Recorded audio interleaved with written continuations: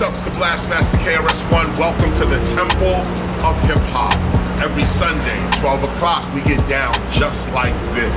As you know, the Temple of Hip Hop is a hip hop ministry, actually a hip hop preservation ministry, archive, school, and society. We believe that to preserve hip hop, you have to preserve hip hoppers. So that's why we're here. This is a special recording of the Temple of Hip Hop. You know we're in our God section, the great event of our read. We're reading the Gospel of Hip Hop, and we're in our great event section. God, the great event. I'm at 1520 Sedgwick Avenue in the Bronx. This is the birthplace of hip hop behind me. This is 1520 Sedgwick right here. As you can see, we're doing construction work. We're putting an exhibit into 1520 Sedgwick Avenue, and this is the construction work that we're doing right now. This is the hard works where, you know, the dust and the paint is on you. Let's go inside and take a look.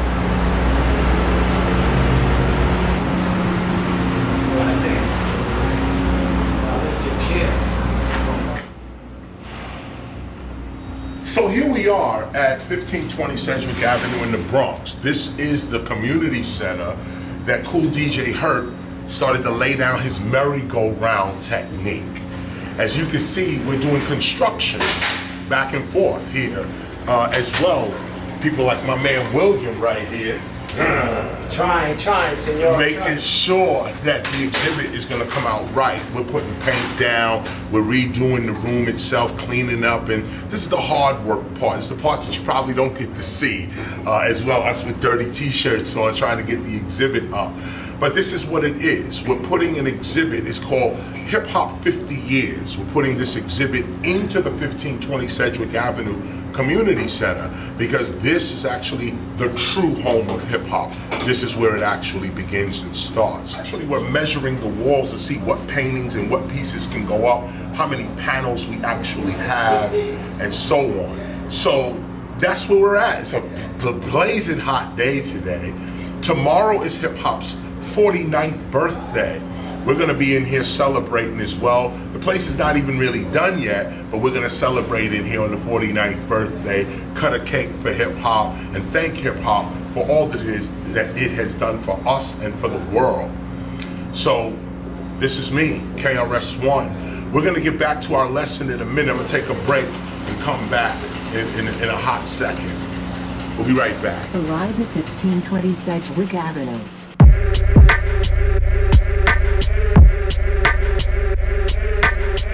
Let's go back. Back in the time. Back in 73, in the borough of Bronx. Man, you couldn't be weak. Man, you had to be smart. See, we talking about streets. Now we talking about art. When we talking about beats, man, we talking about heart. We was rocking the heartbeat, live in the park, gun spark in the dark. It was all just a part of the 80s Bronx scene that created art. How you know, KRS? Cause I was there from the start. 1600 Sedgwick Avenue, that was the spot. 1520, hip-hop started right on my block. This original hip-hop, whether you like it or not. I'm reminding through this rhyming cause you might have forgot. Drop on the spot, B-boy start pop. Live on the block, this is raw hip hop. Drop on the spot, grab writers don't stop. Bottom to the top, this is raw hip hop. Drop on the spot, MCs make it hot. Microphone rock, this is raw hip hop. Drop on the spot, DJs on the chop. Cut, mix, scratch, this is raw. See, when we would begin, they brought the heroin in. They was really determined that we was never gonna win.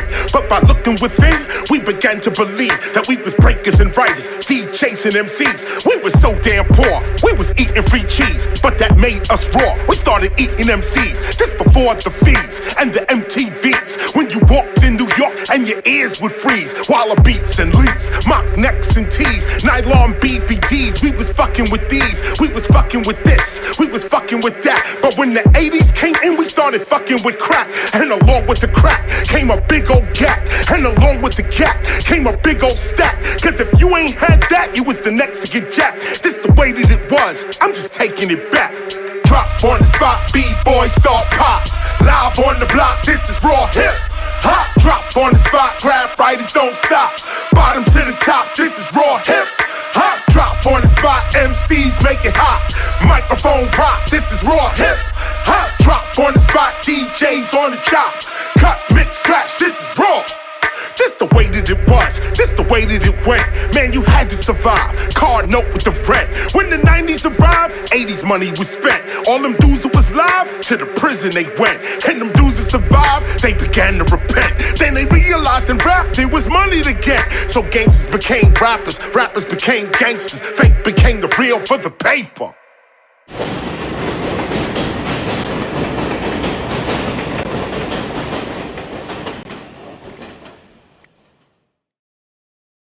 Got so many different people saying we're hip-hop stars. They get confused for people. You understand what I'm saying? Well, everyone wants to claim. And that's another reason why we're here as well, because everyone wants, see, hip-hop is now so big that everyone wants to claim their piece in it and say, you know, oh, it's here, or I did this over here. Yeah, because you know what? I listen to those fellows on TV, and I mean, it's a serious thing. You know, when just let people own what they are supposed to own. Okay. He might not be right or whatever, did the right thing, but he did start it. Okay. My son and they wore out my rug up there doing that dance and stuff. But you see, your story should be told though. You're a witness to the birth of what's going on, what went on. I was here deal with these kids, okay? And I used to tell the boys, now y'all gotta go home to your mom, okay? But my house was one of the houses, stayed. I used to get up there and cook for 1-8 cake. Really? Oh yeah, they'd be out there, be hungry, and I'd be laying in my bed. If I ain't got 1 egg, I'd go in there and make that cake. It was good. Of course it was. I know it was. I mean, you need to go get it done. Yeah, I'm so glad that you bringing something in here. Oh, yeah. Because a lot of them took something out and never left nothing here. I'm glad that something is coming in here because Glory and I, we work hard. We work hard. People don't understand. We go get curtains, we try to find the bargains, and you know, we try to keep this community room together. People don't understand, you know, with all that jealousy and stuff they put out. No, put on, we're staying positive. And, you know, we have parties for the kids and go out and buy stuff. And we have a party, believe it or not. And we text the parents and give us $5. That's too much for them. You know, so you can't let people let them make us get down with that. We have to think positive. No, and that's another reason why we're hoping for success here as well, because, like you said, right, something I would say as meager as $5 towards your children's benefit or even your own. It takes a lot. It's not just here, it's around the world. People don't want to give. They don't want to give anything, but if we set some free. Oh yeah, I was about to say. The building is full, okay? And then the mother send the kids down to eat and ask the kids to bring them a plate. What up, man? You know, it's a mess. It's a mess. Well, I'm so happy that you get involved in this. I'm so happy to be involved. Yeah. Okay. I used to live right here, 1600. Oh yeah? I'll show you my baby pictures later. Okay. I was here in 73. I was 8 years old. I lived in 1600. Yeah. Played in this park. I went to the daycare center there. I tell people say, oh, you been in that out there. Those trees out there, they was like this. Yes. And the prayers we used to get out there and fight them kids. Don't you get on them trees. Get on, right. The baby said, you got to be kidding. I said, let me tell you something. This building is always water. Always water. But it's about the best building that Crowder got. Yeah. Okay? Believe me when I tell you. It's a solid building. Yes. It's a money building. And people know what to do. We gonna find out what to do. We gonna find out. Oh, absolutely. We used to get out here and sell food to the people next door. You understand? To buy curtains and different stuff that we need in the community room. You know, I don't know what's wrong with these people in this building room, but you know, I can't let them people get me down. No, you know what? I'm gonna come back and sit you down with some lights, a camera, and some action. Because what you're saying is the history. This is what you just said. The tree outside was this big. Oh, they was babies. Those trees. And you had was to get the babies. kids away from the tree so that the tree could grow. That's right. Let me tell you something. I am 82 years old. Wow, really? Sure. I thought you was 40 something. No, I'm 82, baby. What are you eating? Can I go? Where's that cake? The doctor asked me the same thing. What? I went to the doctor yesterday. He said, "Where's Miss Davis?" I said, "Man, Mister, please don't play with me." I'm 82. Can you bring me a paint pen for Michael? Michael? On my mother's Paint side, pen. women's get to be 100. All right, Right. thank you. Okay, that's the genes. I thank God for Bring me a something. paint pen. More for me. Oh, jeez. Give me some of the DNA. The doctor Wow. asked me yesterday, he said, are you on? I said, I'm fine. I'm not walking, I'm walking with a cane. Okay, but that's okay, as long as God let me move. Yep. Take them steps. Come on. But I know what I know. I treat people the way I want to be treated. And I was told, Glory, I'm so happy that you coming in. We got somebody positive. Because everybody used to come and take the money out and never bring nothing in. We can work together. We can work We can together. work together. We Yeah, can they've lived here. You have to be in the neighborhood. Yeah. As I said, for me, I'm coming home, really. Yeah, you home, 1600. This is 1600, we right here. You here, baby. That's what it is. So it is. You know what I mean? Yeah, because let me tell you something. 1600 used to be a gangster place. Oh, that was crazy. Don't start. Don't start. I used to live there. See, now you've been messing my reputation. I come with a positive reputation. Baby, that used to be a rubber there.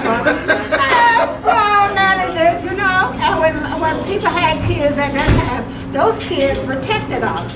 They protected the building. Okay, then nobody bothered with the elderly. Yeah. That's back in the day. So you call it Well, we out. don't get that no more. Another part of culture there, right? Yeah. Where they Respect. You walking on respect because you ain't gonna never get that no more. Woo! Ever. And that's the most important thing. Walking on We're respect. walking on respect. And it's bad. And it's sad. And you ain't gonna get it back. I remember a time you could tell a child something and the parents was all right. Now if you tell a child something, they want to kill you. Right. It's not right. Right. But, Well, only the few that remember these ways, they will succeed. yes. They will make it to 80. Yeah. Yeah. Oh yeah. They'll make it longer than that. As long as they stand, mind their own business. See, that's that was a jewel. Mind your own Did you business. say that? Mind your own business. And don't bother somebody else trying to be positive. Right. You know, my grandmother always told me, say, you know what? The worst thing in the world to be jealous. That's the worst. Because where's that life, that's hope. Right. I might not get mine like you got yours. Right. But if you think, you can sit back and do anything you want to do. Anything. Anything you want to do, you put your mind to it. It might seem hard. You're going to have to drag to get it. But then another thing too. Sometimes you have to keep your mouth closed. Don't let the left hand know what the right hand do. You know what it is. Hey. And if the right hand offend you, cut it off. And not only that, keep your enemies as close as you can to you. No, let me stop. Close, baby. Don't never cut them loose. Let them think what they want to think. You ain't got to tell them nothing. Right. They're going to show you what you want. See. They're You ain't gonna gotta show you what say you want. nothing. They gonna show you. They're going to show you what you want. Don't cut that enemy loose, baby. Right. Okay? I got somebody there, blah. I know they said a lot about me, but you know what I do? How you doing? What's going on? Mm-hmm. I want to know what you're doing. Mm-hmm. Okay? I keep a count on them. And you know what I'm saying about that. You keep a count on them. Wow. Now, don't never ever let nobody know. I used to tell my son, that was something. Don't tell it all. That was something. That was something. You can't even tell your wife everything. That was something. That was something, baby. Oh, baby, okay, I'm sorry. And tell people everything. Let them wonder about you. Because, see, if you put it out there before you do what you got to do, they're going to take your idea and make money off of it. Right. You know what I'm saying. There's a lot of people jealous of you. That's right. Okay? Right. But you smile and keep on. You got pretty smile. Smile and keep on. Who's standing next to you? They come up and ask you a question and stuff. Hey, you ain't got to get on the main secret. Okay? Because what your idea is your idea. Because if you tell them what you thinking or whatever they're going to do, what they want to do with it, oh, they'll beat you to the game. You won't be all right because you got a head on you. Got a head on you, baby. I'm going to pat you on your back. Come on. You came Rub from that DNA. Yeah, you came from a long ways. Oh, man. You did not get there overnight. Not at all. And it's going to get worse, but you're going to get better. Damn. You're going to get better. Right. Yes, sure is, okay? Because you're doing what you want to do. See, what I always say, be you. When you be you, the world will look at you. That's it. And you know, only you can be. Be you. Be you. Be you. That's all you can do is be you. Right. You know? You can go to bed. My thinking hours at 12 o'clock at night. Really? Okay, God showed me a lot of things. Okay. At 12 o'clock. At regular at night, that's when I start thinking. And I hold up everything he tells me. He ain't gonna go wrong. A lot of people right now tell you, oh, you ain't gonna work it. Anything gonna work out for you. Okay. Well, how they know? They don't know what you gonna do. Right. Or what they gonna do. They ain't gonna do nothing. They worry about you. Right. See, that's our problem. Our black problem. We worry about everybody else but ourselves. Mind your own business. That's why the blacks don't have anything because they worried about what he doing. Don't worry about what I do because I'll kill you when we worry about me. Worry about the Joneses, grass green on the other side. But you can't keep up with the Joneses. Right. You know? Right. Right. Wow. Oh, God. Oh, I'm so happy that you're coming in and I did this center to help us and show us and we can all work together and get it going. This is going to be so amazing. And you guys, like I said, you have to curate this. You know, we're going to put it in, but it's just an ongoing thing where just the story you just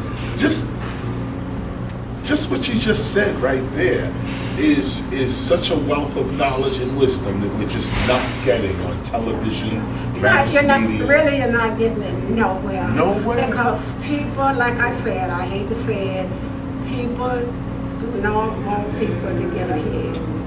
They really don't. They'll look at you and see what you're doing. Oh, he ain't gonna make it. But how? Why are you down at him? You don't know what he's gonna make. How do you know? You know, you don't know him. Right. You understand? Everybody is different. So like I said, this is what it really is. I'm gonna take a break real quick over here at the park. And it's funny, you know, when I was a little boy, I used to run up and down these streets and really not even realizing who I would become or what the culture that I was experiencing would wind up meaning to the world. You know, we talk about this all the time, about how hip hop is a cosmopolitan attitude about life.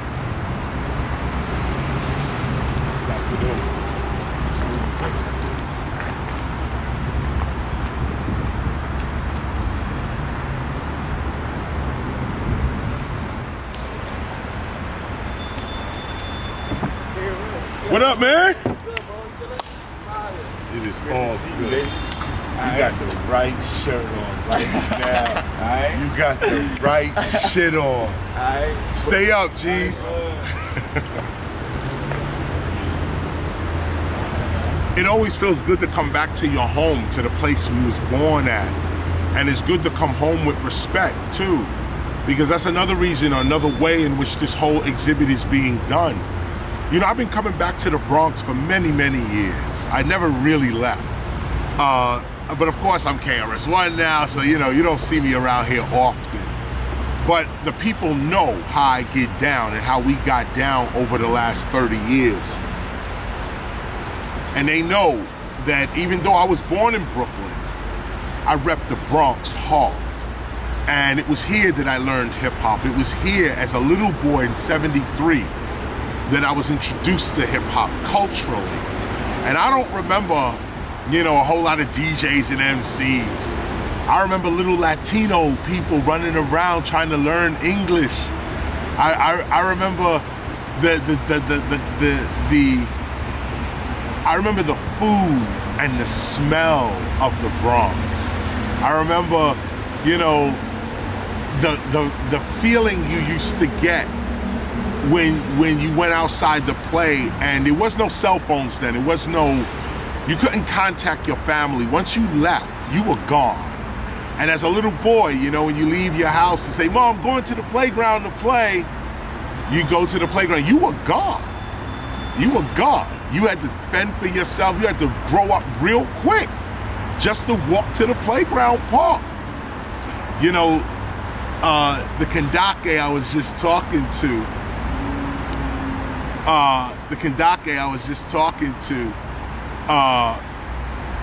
Miss Davis. Miss Davis. The Kandake I was just talking to, Miss Davis. You know, she tried to pull my file out and say, 1600 was wow. 1600 was, and it's true. Can't argue with the truth. These places were very, you know, fast, I would say. It wasn't a lot of real violence. Yeah, we got into fist fights and all that, but no guns and all types of mass murders. And like the Kandake said, Miss Davis, like she said, the kids used to protect them. The gangs out here was not gangs like we know today. The gangs was the police. They came off of the Black Panthers and all of that. So I guess what I'm talking about is the gist. And this is what you hear out here all day.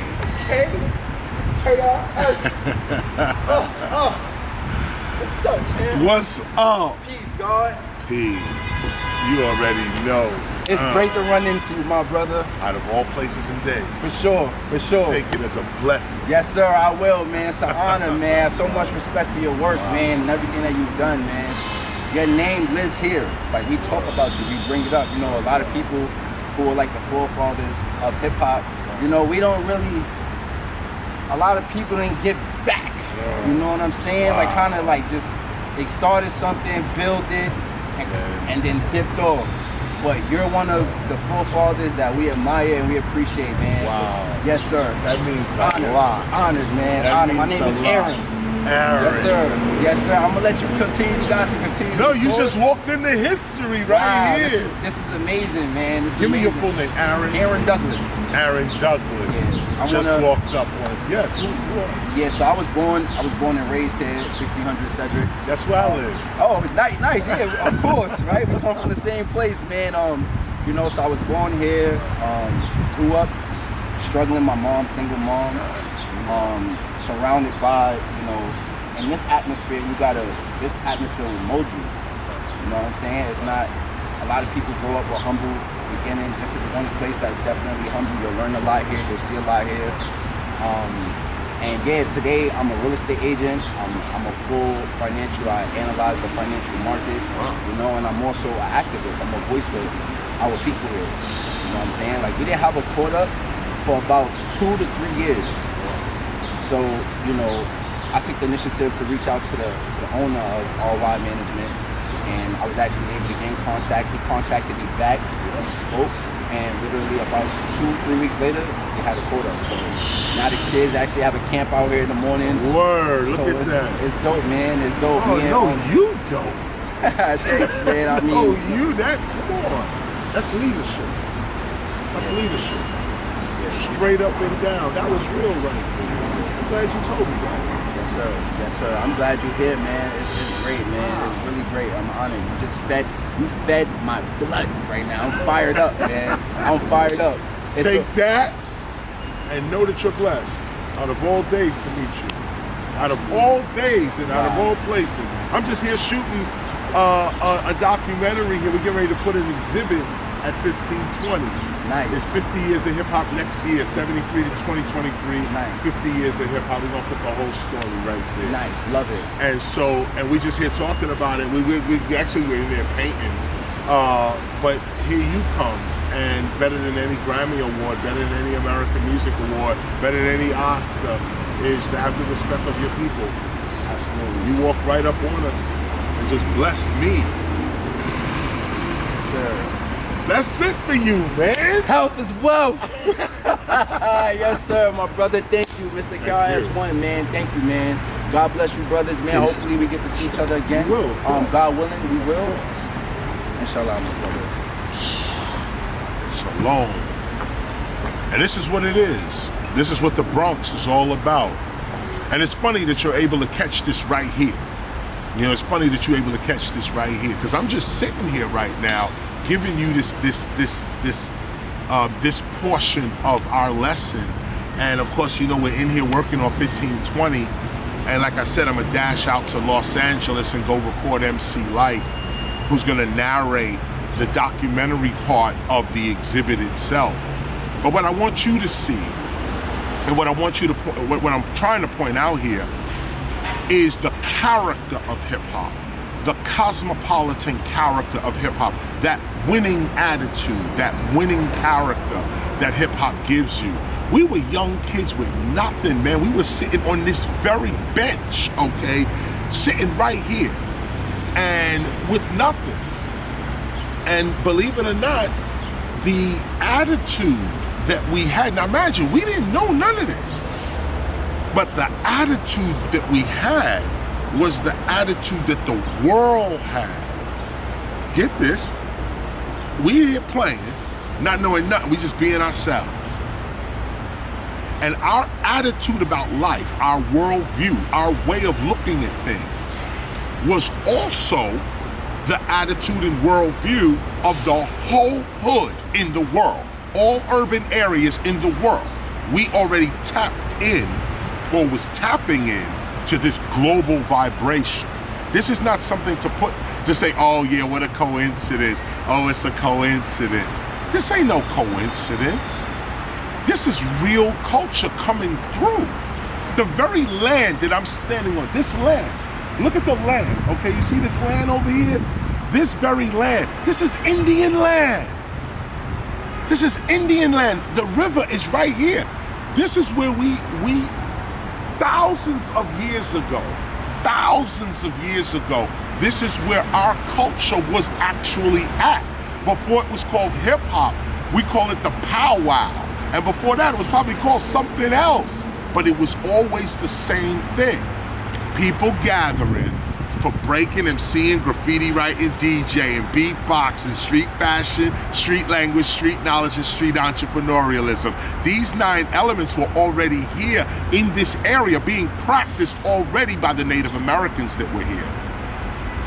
And they were already doing exactly what we're doing in the very spot we're doing it at. You know I had to dig up the records. You know we had to go find out who was here. And I'll give you that lesson later on. It's part of the exhibit.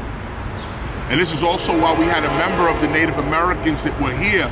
They actually coming tomorrow to bless the whole spot and welcome hip hop properly. Let this train go by.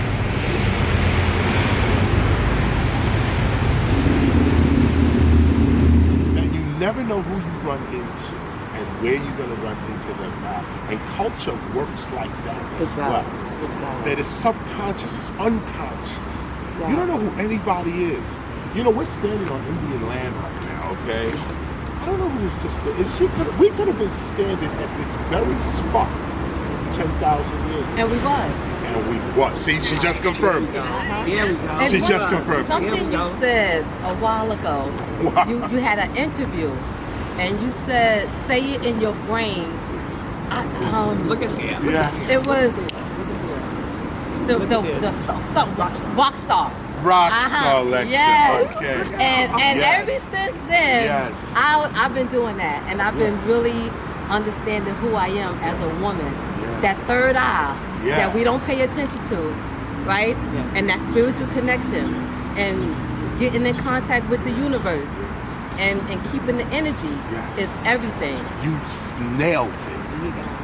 Listen, I know who you are. You nailed I know it. who you are. I know and who you are. You trying to awaken the sleep. Yes. Well, please awaken. And it's so hard because You they said caught don't up. wake. You said please don't. awaken. They We caught need up it. in the illusion. We're in the illusion right now. And they don't get it. They think that this is how we're supposed to live and what we're supposed to be doing, but we were actually called for bigger and better things. You know it. But they will never know it if they don't try to come outside of the illusion. You understand what I'm saying? Yes. And listen to their inner being. And that third eye shows them different dimensions of their life that they used to have, but want them to actually act on it. So that we can change the dynamics of where we at and how we living right now. So real. You see what I'm saying? Kendake, I hear you. This is it. Hey, This is listen, it. I'm ready for it. And you are here. We are getting ready. I'm We ready for can't it. even tie your shoes right Because now. I got the slisless on. Hey, the slisless. Okay, because I done slipped in.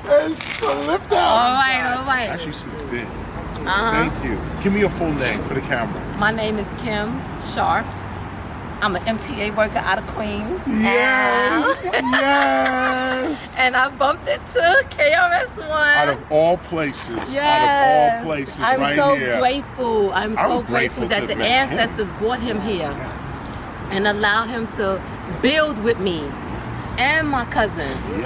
And yes, it's everything. And your name? My name is Kathy, and my last name is Grant, and I work for Kathy Grant. PS274 in River Park Towers, Oh, wow. and I live in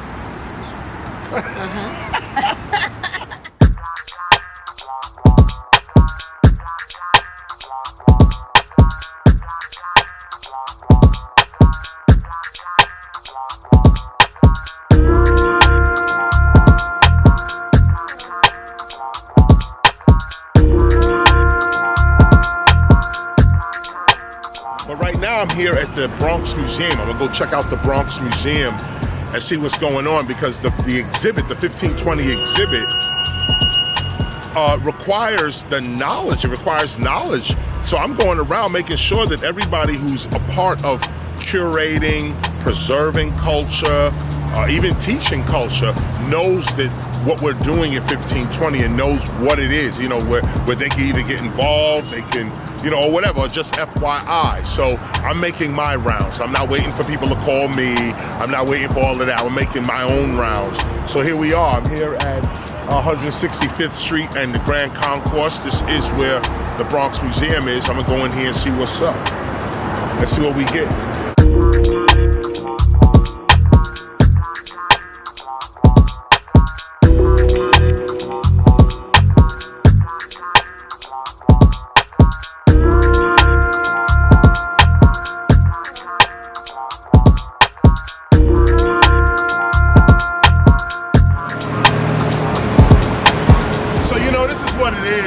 That's why I don't live in the Bronx, okay?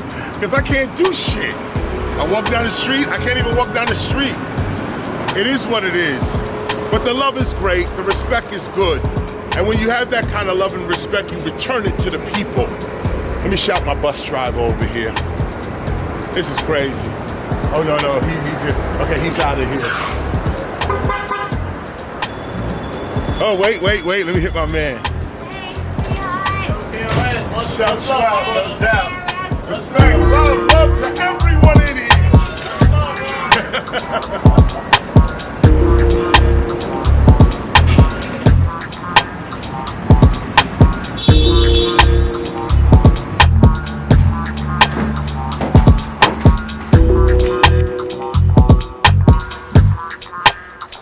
What's the admission? It's absolutely free. Yeah, but there's a donation. Yeah, the donation box right there. Can you do me a solid? Can I take a photo with you for my birthday? You got to. That'll be part of the donation. Right in here. If one of you guys want to do it, it'd be great, you know? Get right in it. It's the album cover.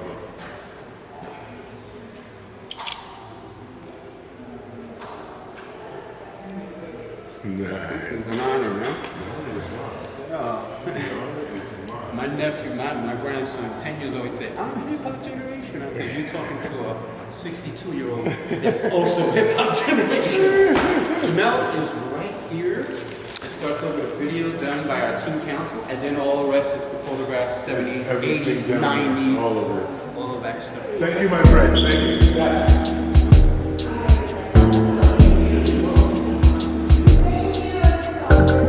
Jamel Shabazz is what we're looking at. The Jamel Shabazz art.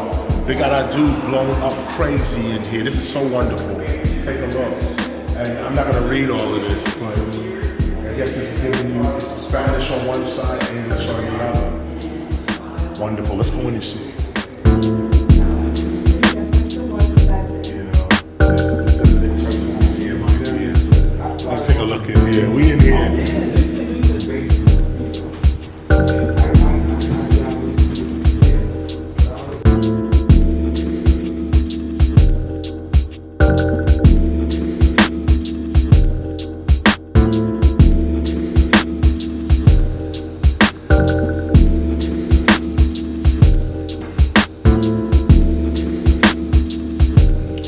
Yes, indeed. So we're here at the Jamel Shabazz showing at the Bronx Museum.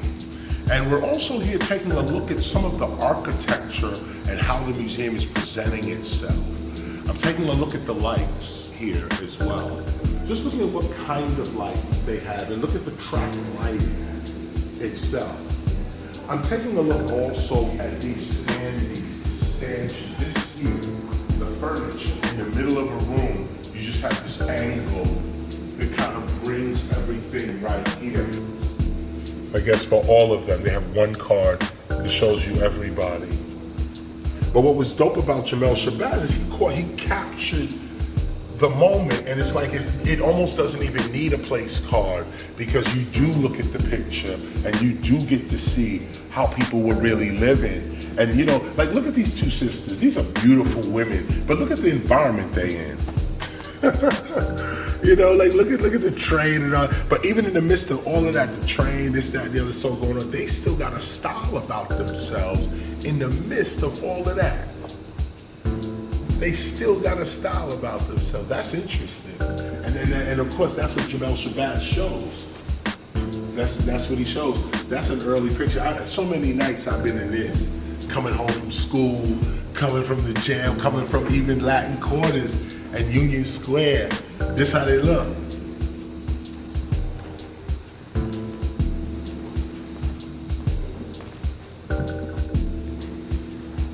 But I'm noticing how they did the room. The room is pretty much open. This room is pretty much open. You know, and it's like there's a lot of wall space as well. So you're focused, I guess, just on the picture itself, but the room can handle much bigger prints. The room can handle much bigger prints. And I'm just, let me look up here and see what's happening.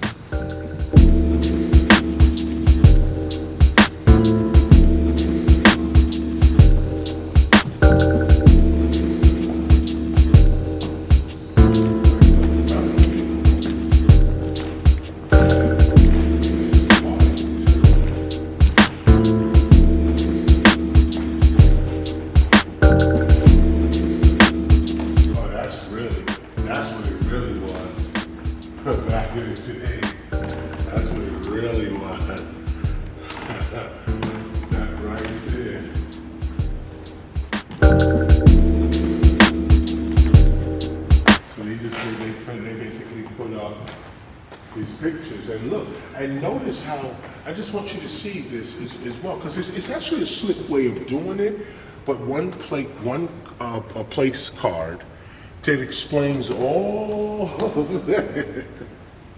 You know, if I'm actually here to learn and study, I'm looking at the frame.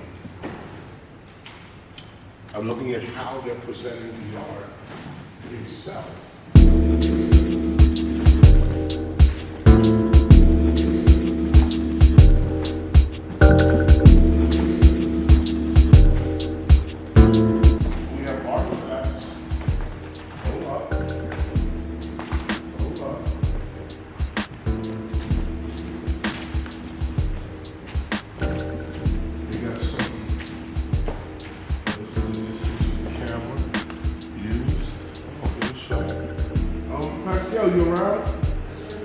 Let me get my camera. Interesting. This is us. Don't forget us. You know? And they were like, and you tell me How many years ago what was that? was that? That was in '99 when they did that exhibit, and they was like, and then ever since then they've been touching base with me and picking up right and stuff like that. I said, yeah, we were the young kids coming up, Right. You know. And by the time I hit college, I was doing the clubs and the roller rinks and stuff. And after I said, okay, that's it. And now it's the new generation. Come on, guys. All right, come on, let's go. Yeah. Let's go. Like you said, the Bronx keeps inventing it. Come on. And on that note, gentlemen, good day. I'll see you again. You don't see you again. I'll be back through. We here for a year.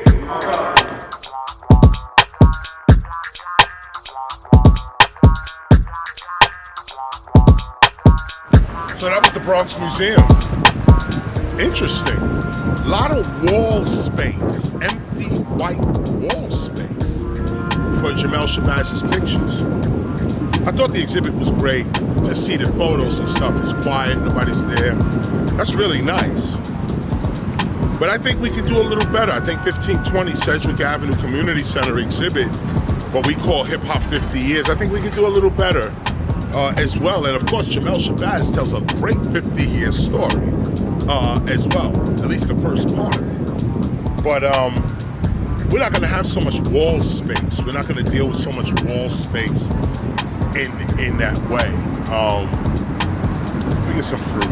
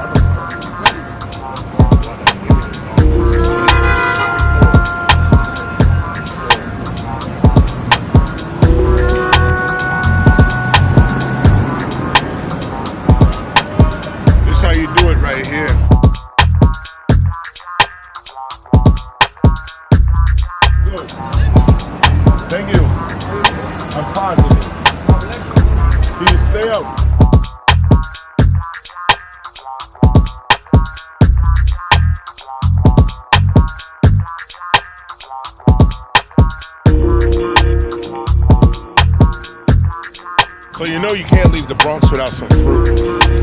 It's so hot out here, I need something to drink. So I'm gonna eat it. I'm gonna eat my drink. But this is the realness out here, and I'm just saying it. You know, I'm glad I came to the Bronx Museum and took a look at it and see what they really dealing with. But I tell you, we could do a little better, and we will. But it's always good to go to other museums and at least see what they're doing. You know, no disrespect to the Bronx Museum. I actually enjoyed that Jamel Shabazz exhibit. In the exhibit, he's showing pictures that are not in the books. So if you're into Jamel Shabazz's photos, this is exactly what we actually dealing with. But I tell you the truth, though, you know, there's so much history that we're not actually getting or not actually speaking about. That's really the point to the exhibit. You know, to pull this history out and tell the story. You know, I thought they could have had more story on the side of Jamel Shabazz's pictures, because his pictures tell such great stories about, you know, early life. But hold on 1 minute.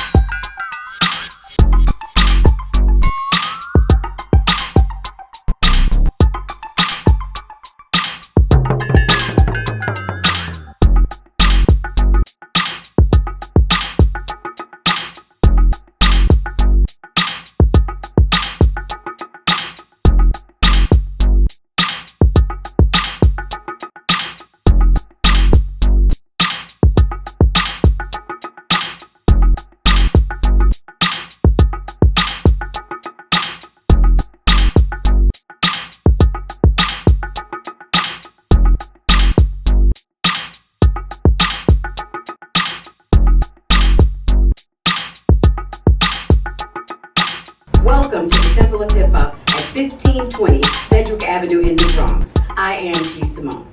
The Temple of Hip Hop is a hip hop preservation ministry, archive, school, and society that approaches hip hop as a divinely inspired global culture of peace and prosperity. We are gathered here today to not only celebrate hip hop's 49th birthday, but also to announce the production of our hip hop 50-year exhibition opening next year, August 11th, 2023. Today we will be joined by Dr. Kelton Edmonds, Professor Z, Dr. Sam Williams, and Professor Joseph Sanchez. In addition, we will hear from Pop Master Fable, Grandmaster Kaz, and KRS-ONE. Now we will bring up Dr. Sam Williams. Thank you. Good morning, everybody. Dr. Sam Williams, professor at Lincoln University. Okay, can you all hear me now? Yep. Dr. Sam Williams, professor at Lincoln University. My stint with hip hop was a great one. First, my mission is to integrate it with universities. I have a long talk with my mentor / boss, Chris Lighty. And I said, Chris, we have everything. We have radio, music, television.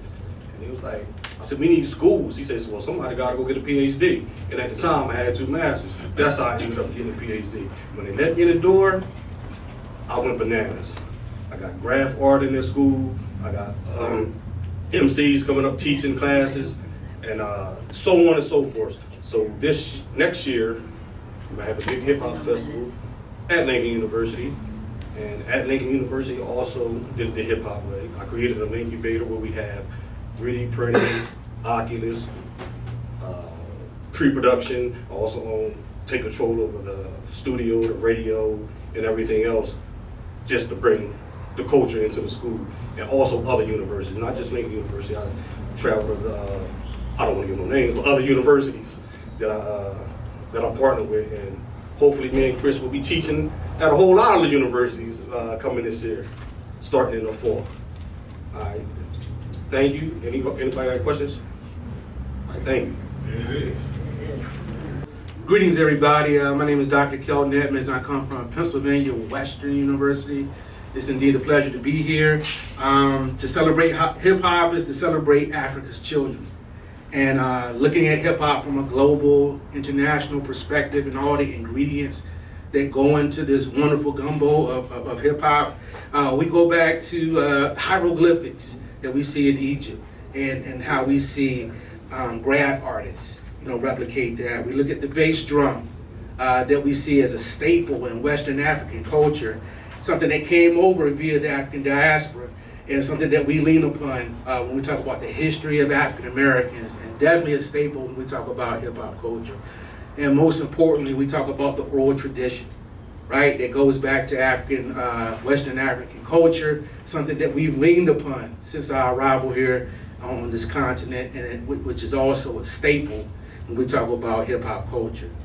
I think about the humble beginnings of hip hop and all the adversity and oppression that was at play. I think about the Nixon and Reagan administrations that tried to squeeze the arts out of the school. And just like the African American experience tells us and shows us, African Americans innovate in the face of adversity. Given lemons, African Americans created, what did they create, audience? Lemonade. They created champagne. They created the nectar to the gods, right? When we talk about jazz music, when we talk about blues and gospel and rock and roll, and of course when we talk about hip hop culture, right? In the face of all this adversity, we see the birth of hip hop some 49 years ago. All right, I also like to say this whole idea of moving from the margins to the mainstream, something that really stands out to me. Hip hop culture looked down upon, seen as lowbrow at first, and then ultimately we see everybody come knocking. Some of the most powerful entities in the world, when we talk about corporate America, Hollywood, and of course universities, where I come from. We see hip hop classes, as the previous speaker talked about, we see hip hop studies. And at my school, 17 years running, we have a hip hop conference in which the TEACHA, KRS-ONE, has been a part of on 3 separate occasions, and has helped bless that and help build that into a major conference, probably one of the best in this region of the country. So we're very thankful for that. And then lastly, I like to say this. We talked about the ingredients on a global level from the continent of Africa and the Caribbean when we talk about Kool Herc that impacted the rise of hip hop. And now we look back at what hip hop has done and given to the world, right? Giving it a platform, giving it social consciousness. And we see artists of all ilk and all countries, all nationalities using hip hop in various ways, right? To inform as anthems when they talk about social revolution, et cetera, et cetera. So it's indeed an honor to be here, and thank you. Thank you, bro. Thanks. Professor Z. Professor Z, that's me. Yo, this is just such an honor. You know, I know a lot about culture. I'm also at Lincoln University, similar to my brother was here before, Dr. Williams. And I just want to share a little bit real quick in this intro. And one, for you to understand that culture is something that's the creation of a people.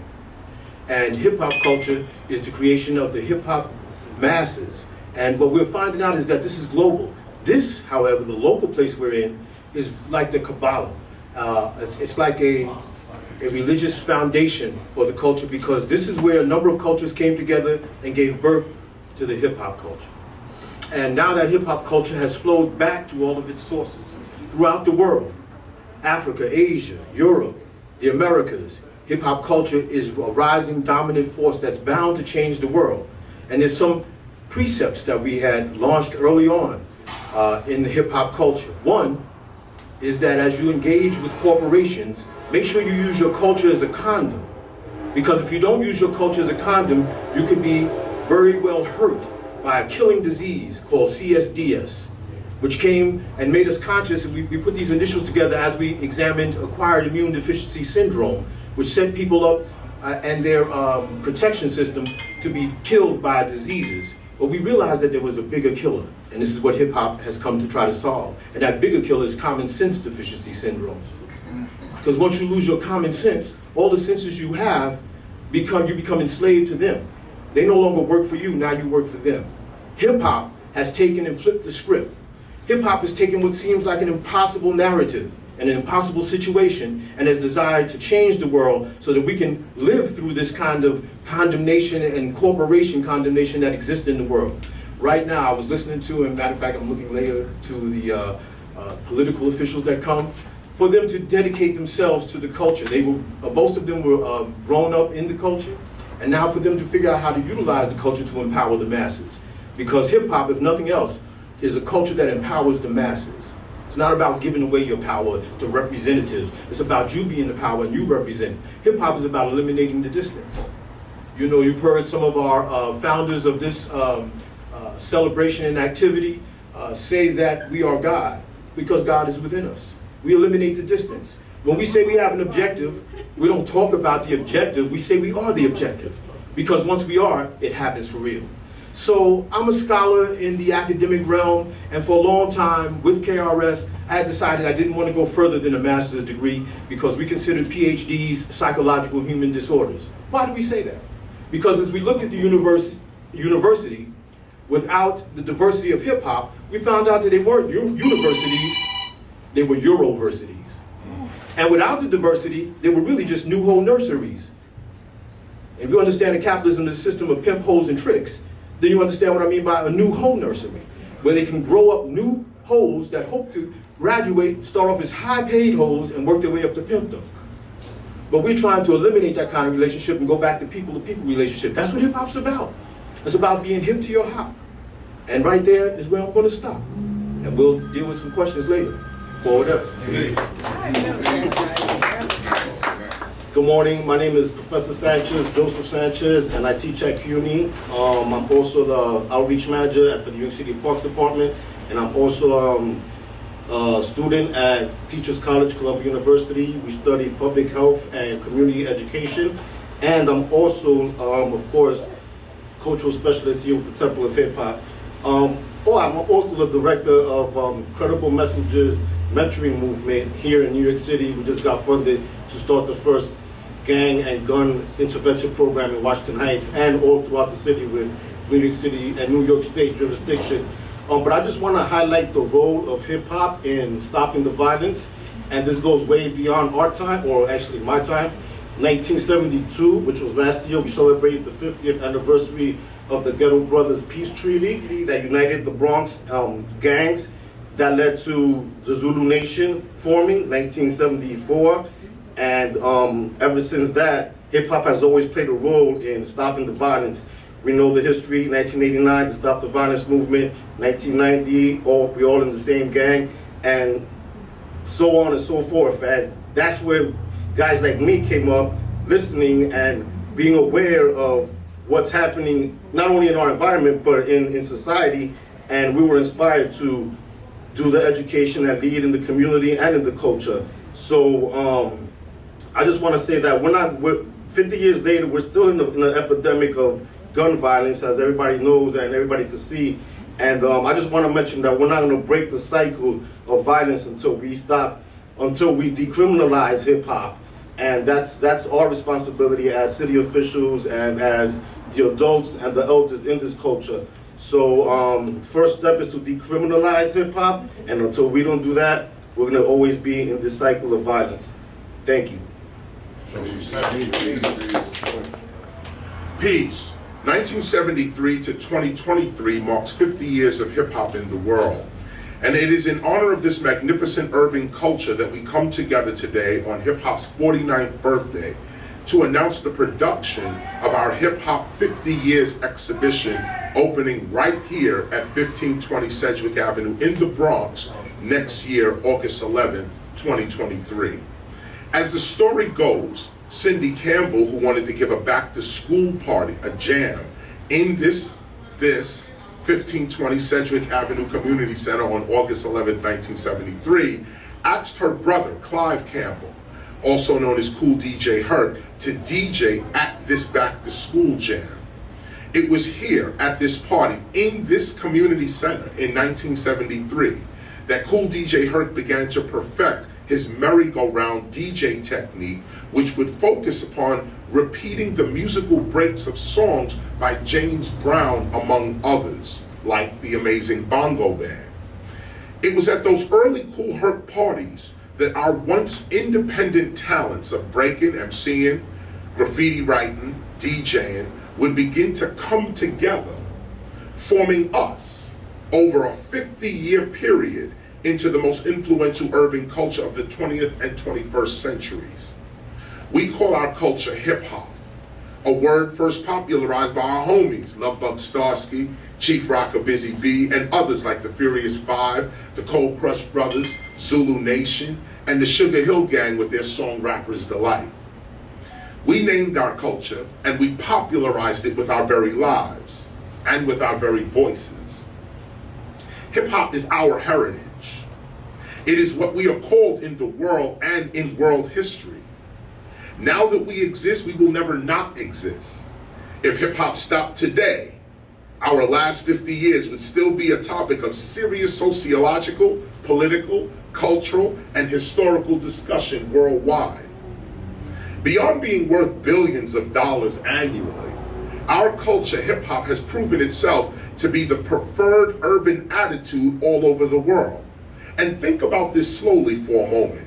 Think about how the attitudes and worldviews of our socially forgotten group of young people, the attitudes of us in the Bronx, became the attitudes and worldviews of marginalized people all over the world. How is this possible? Think about how our hip-hop way to be became the way to be for millions of other people around the world. That urban areas all over the world agreed and still agrees with the hip-hop attitude and worldview. This is indeed a triumph in human history. What we did in the Bronx and who we were in the Bronx proved to be cosmopolitan. Hip-hop was what everyone else was already feeling but had no articulation for. Somehow we, the young people of the Bronx, tapped into an ancient way to be that reminded all indigenous people of their ancestral heritage in the forms of breaking, MCing, graffiti writing, and DJing. This is not to be taken lightly, nor is this simply the effects of a music genre or some youth culture. These are the effects of ancient civilizations rising in the world and in world history today. And if we are not mature enough to recognize the opportunities of our time, it is only our future and our posterity in that future that shall suffer. This we cannot allow. This is why our temple for hip hop exists. Every hour of hip hop's existence defines who we are in world history. And it is that definition in world history that shall also determine the global heritage that our children will have to live in their future. What we do today affects our children tomorrow. What kind of heritage then are we offering to our own future? What kind of ancestors are we? What kind of stories are we telling our own future about themselves and their capabilities? No one is required to tell our children how great they are, or how great we are, or when we have overcome some great obstacle or challenge. The losers are never going to tell the winners that they have won. It is the winners themselves that must proclaim this to themselves and to the world. It is the winners that bear the responsibility of telling their children what they have won. Likewise, it is we that bear the responsibility of telling our children what we and they have won. Thus, the Hip Hop 50 Years exhibition at the 1520 Sedgwick Avenue Community Center. It is here that we tell the story as to what we have won and what we have overcome as a community. Here, at our Hip Hop 50 Years exhibition, we will highlight hip hop's victories and what we have learned over the last 50 years. It is here that we form a unified cultural voice while informing hip hoppers everywhere as to how great they are and how great they can be. It is only we that are going to inform our future as to who they are, why they are, what they are, and where they are. This is why we are here at the 1520 Sedgwick Avenue Community Center in the Bronx. It is only right and culturally accurate to celebrate the birth of hip hop at its actual birthplace, which is here, 1520 Sedgwick Avenue in the Bronx. We are gathered here today at this sacred space to announce the production of the Hip Hop 50 Years exhibition at 1520 Sedgwick Avenue in the Bronx. We are here not only to announce our project, but to also attract support for it.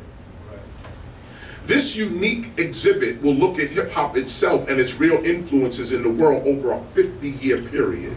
This means that even though the Hip Hop 50 Years exhibition will highlight certain key figures in the development of hip hop's culture, the Hip Hop 50 Years exhibition will be more focused upon hip hop itself than anyone's contributions to it. Respectfully, the Hip Hop 50 Years exhibition will show the development of hip hop as culture and not as simply a music genre. Shown through the vibrant colors of hip hop's graffiti art, the Hip Hop 50 Years exhibition preserves and explains the original Bronx culture that gave rise to hip hop's artistic expressions in the 1970s. It is here through the eye of hip hop's legendary graffiti writers, led by the Tats Crew, that we show the actual development of hip hop's culture over the last 50 years. Of course, we are choosing the languages or the language and images of graffiti art to explain our existence over the last 50 years because we are hip hop and we are speaking for ourselves and from ourselves. Graffiti art, along with peace and burning, bombing, tagging, has always been hip hop's main calligraphy when authentically expressing itself. The Hip Hop 50 Years exhibition is authentically hip hop. It comes from us. So it is through our own cultural elements that we shall be explaining our first 50 years. You don't want to miss this. Obviously, we are just getting started. Our website is just coming together, along with some internal organization on our part to get set up, along with funding. But as the years roll out, we will be producing great works of art, great works of original hip-hop art that again will explain hip-hop's cultural development over its first 50 years. Again, you don't want to miss this authentic presentation of hip-hop right here at hip-hop's true home and birthplace, 1520 Sedgwick Avenue in the Bronx. Viewing of the Hip Hop 50 Years exhibition is by appointment. You can reserve your tour of the Hip Hop 50 Years exhibition exhibition opening August 11th, 2023 at hiphop50years@gmail.com. That's hiphop50years@gmail.com. And at some point in the future, you will be able to see some of our progress at hiphop50years.com. Again, that's hiphop50years.com. Again, we are just getting started. In closing, I'd like to thank Carlos Bakery, the cake boss, for preparing hip hop's 49th year birthday cake in such a short time. They literally showed up for us and delivered a masterpiece. I'd like to sincerely thank Cesar Ngabo for lending us his art for our first announcement flyer and being among the first artists to express an interest in being part of this exhibit. Shout out to Africa, specifically Kenya, on this one. Thanks for that. I'd like to respectfully thank the Tats Crew, Bio, BG, NISA, through art, scholarship, and authentic cultural imagery. We are going to give our culture the respect it deserves. Again, big up to the Tats Crew. I'd like to also thank Miss Gloria Robinson, President of the Tenants Association here at 1520 Sedgwick Avenue, and Mr. John Crotty, owner of the building itself. Special thanks goes out to William, the superintendent of the building, and Ms. Geraldine Davis. It is because of the commitment of these people, along with the support of the tenants living here, that we are even able to produce our Hip Hop 50 Years exhibition at this time and in this place. We'd like to give a thanks to 1520 itself, the tenants, and the building association. I'd like to also thank our professors, Dr. Kelton Edmonds, Professor of History and the Director of the Frederick Douglass Institute at Pennsylvania Western University, Professor Z, also known as Dr. Zizwe Mtafuta Ukweli, Professor of Africana Studies at Lincoln University, along with Dr. Sam Williams, also of Lincoln University. And finally, Professor Joseph Sanchez, who, with GSIMONE, secured permits for our August 11th, 2022 Hip Hop Celebration Day in Cedar Park, going on today, just up the block, featuring Tony Tone from the Cold Crush Brothers, myself, KRS-ONE, and anyone else who decides to show up and grab the mic. Shout out to the Parking Lot Cypher and all the MCs spitting there today. Shout out to the city of Newark, New Jersey, and Mayor Ross Baraka. Shout out to Bronx Borough President Vanessa Gibson, Miss Vanessa Gibson. Shout out to the city of New York and Mayor Eric Adams.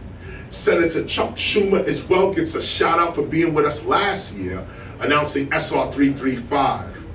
I'd like to thank everyone coming here today for joining us, and this is the announcement. This is the official announcement of our Hip Hop 50 Years exhibition. I am KRS-ONE. Thank you.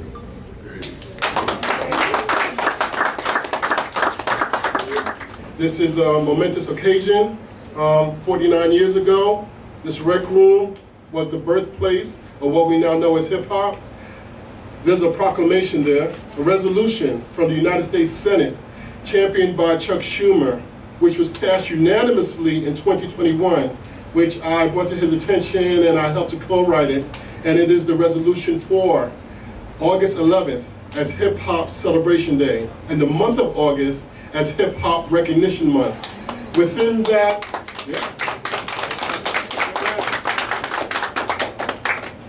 within that resolution, it states about the beginning of hip hop. Right here, in this very room, we are pretty much standing on hallowed ground of American culture, of world culture.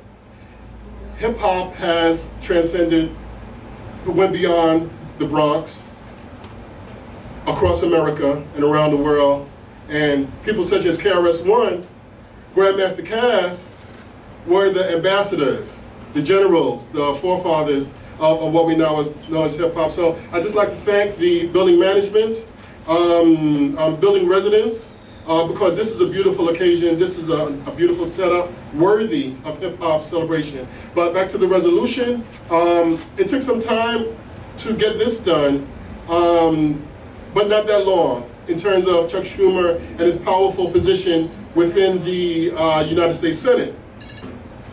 But at the same time, not everybody agrees that hip hop is what it is. but you know, the liars and the false advocates, they'll realize that, you know, New York hip hop is a part of American fabric, Americana, just like rock and roll, jazz, country music, gospel. Hip hop has its place, and its place is very powerful.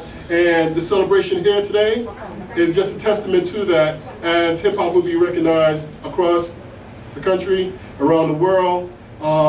This organized event today, with the organizers, the supporters, the advocates of it, I commend you all for putting your time in to have this celebration here. It's a beautiful cake over there. The room looks wonderful. We have graffiti. We have, you know, epitomizing the hip hop culture, which is many different facets, not just music, but it's art, it's fashion, it's economics.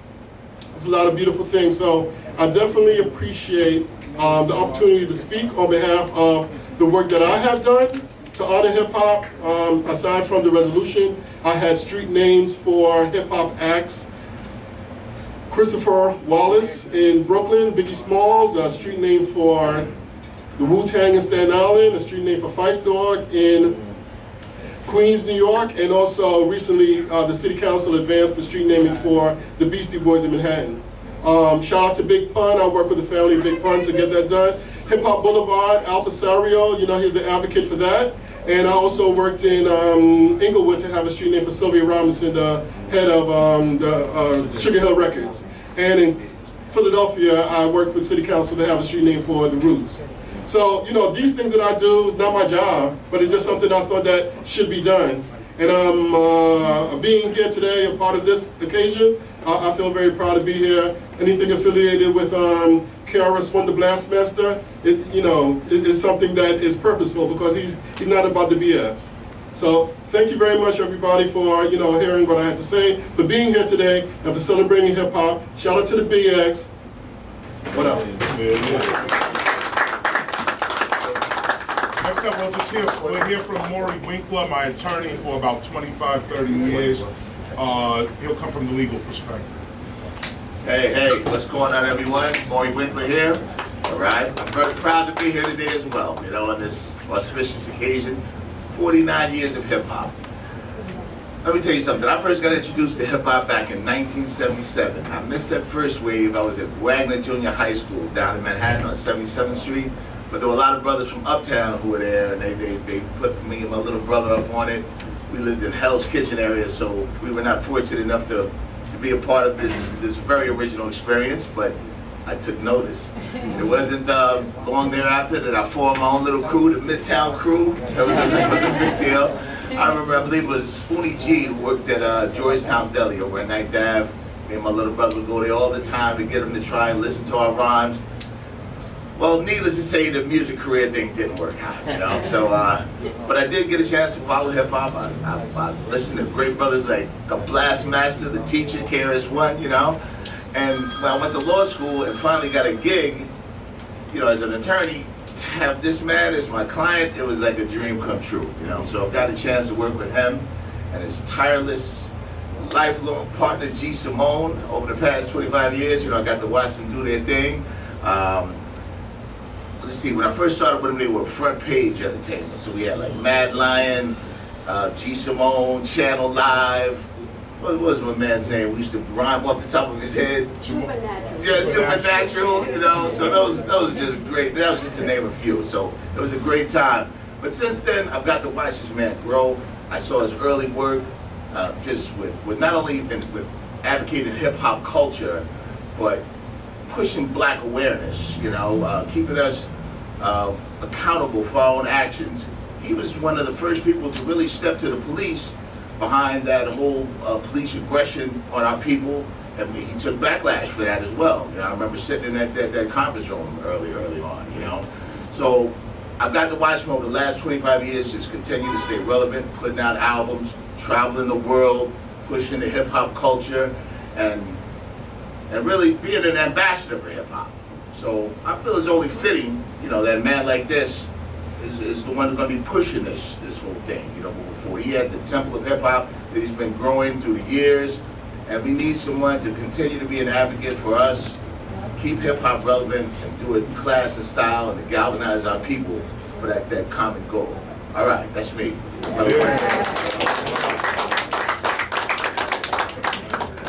Welcome to Hip Hop 50 Years, the exhibit.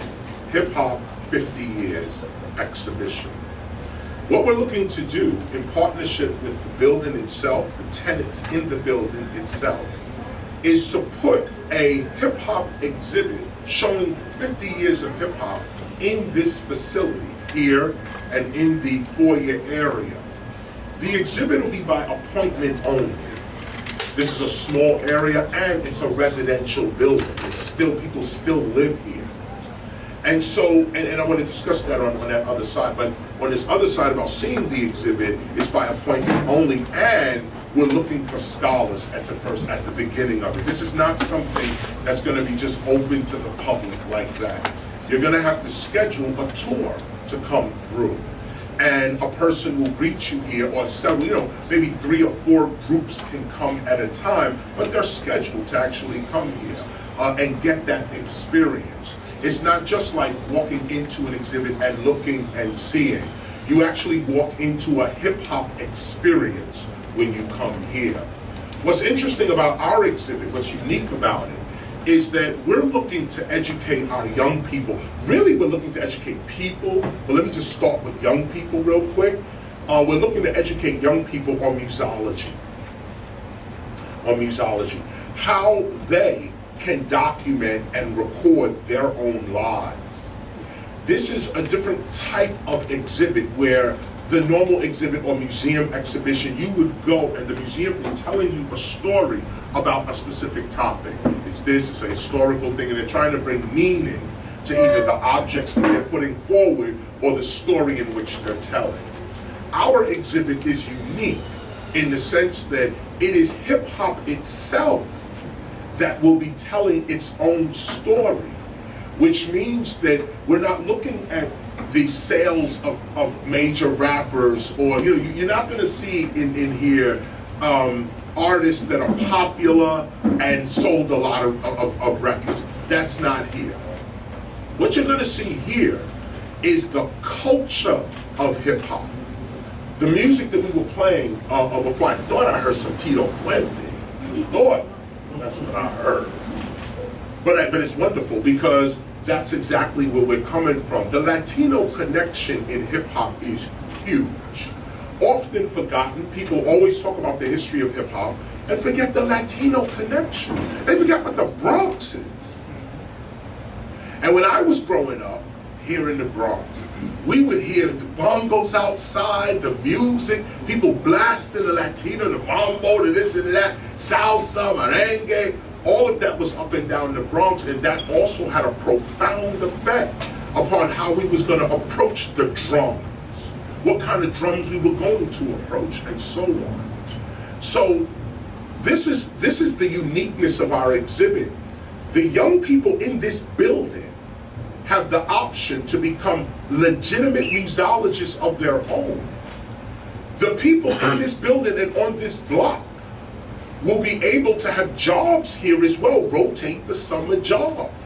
You might not get rich being a museum curator, but you do have some direction, some intellectual direction that's already in the lobby of your own tenement building. This is a triumph for us. I used to live at 1600 Sedgwick Avenue in the Bronx, the building down here. And actually the park where Kool Herc then came from here. He went down to that park, then down to Cedar Park, and then out to the world. But I was living in 1600 in 1973 in August. And how do I know that? Because miraculously, and this is what I want to point out here as well, the providence of all of this, the providence of it. You cannot escape the idea that in 1973, when Kool DJ Herc came into this room right here and started playing, he had no idea what he was going to create, what was getting started. The people who came here and then went to the parks, people who came to the Kool Herc parties, they had no idea. The word hip hop didn't even exist yet. I'm 8 years old. My brother Kenny is 7. We running around up and down this block. We have no idea that what we're doing is creating a culture. We have no idea. And I say that, I keep saying no idea, because if we didn't know then, what? Oh, no doubt. Step forward, just step forward and join the crew. Yeah.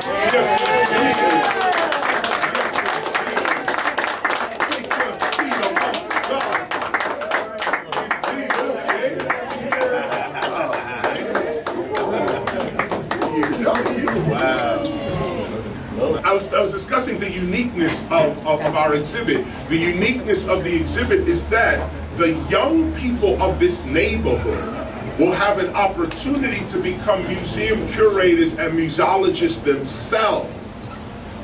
And what we want to do is a two-tier plan. Whereas not only is this offering jobs to our young people, summer jobs to our young, really all year round jobs to our young people that will rotate their shifts running their own museum, running their own exhibit, I should say. Not only is there that part of it, but there's also the part that there's no place else that they would ever get this specific opportunity as well. There's no school really for museology. You can go to college for it, take it as a course or a class.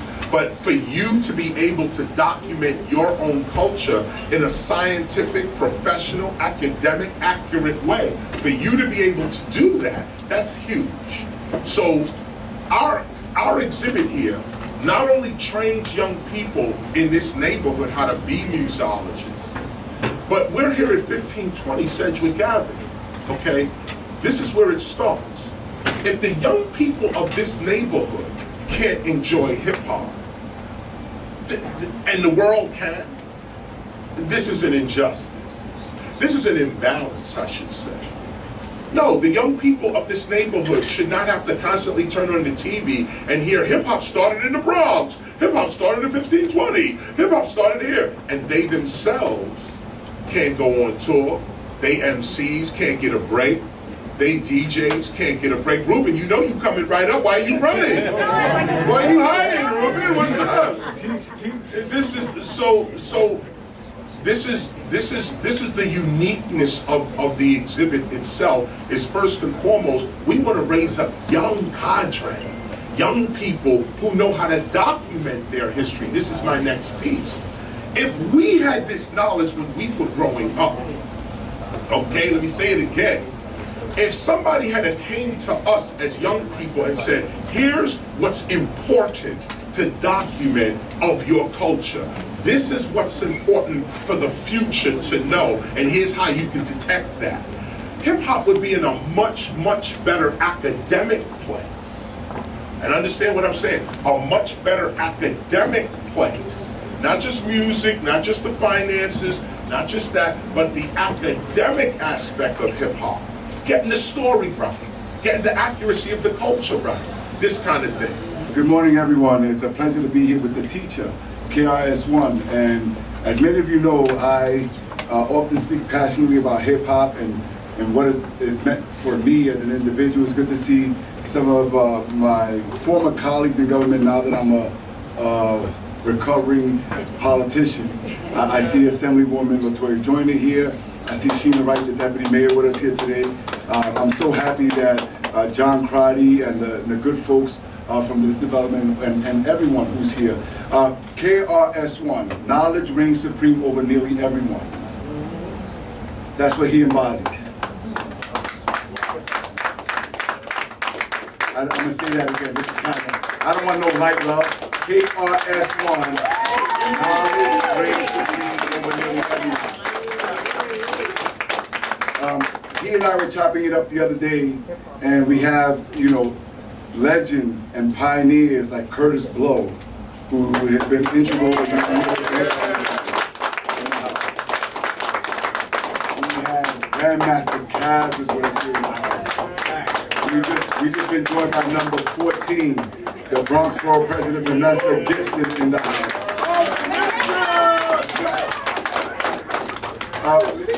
the reason why this is so important, and this room is so important, and this announcement is so important, is because we want to make sure that the story of the beginnings and the birth of hip-hop is told in the right way. And it's told in its totality. When people say that the Bronx or New York, as KRS-ONE says, it is the birthplace of hip-hop, and it is. But what was transpiring in the borough? What was the zeitgeist of New York City? That's a T word. What was the mood of the city? What was happening in terms of housing, in terms of education, or the lack thereof?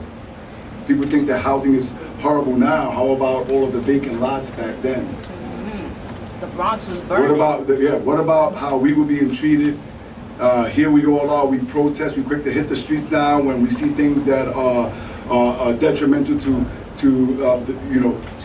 just the human race.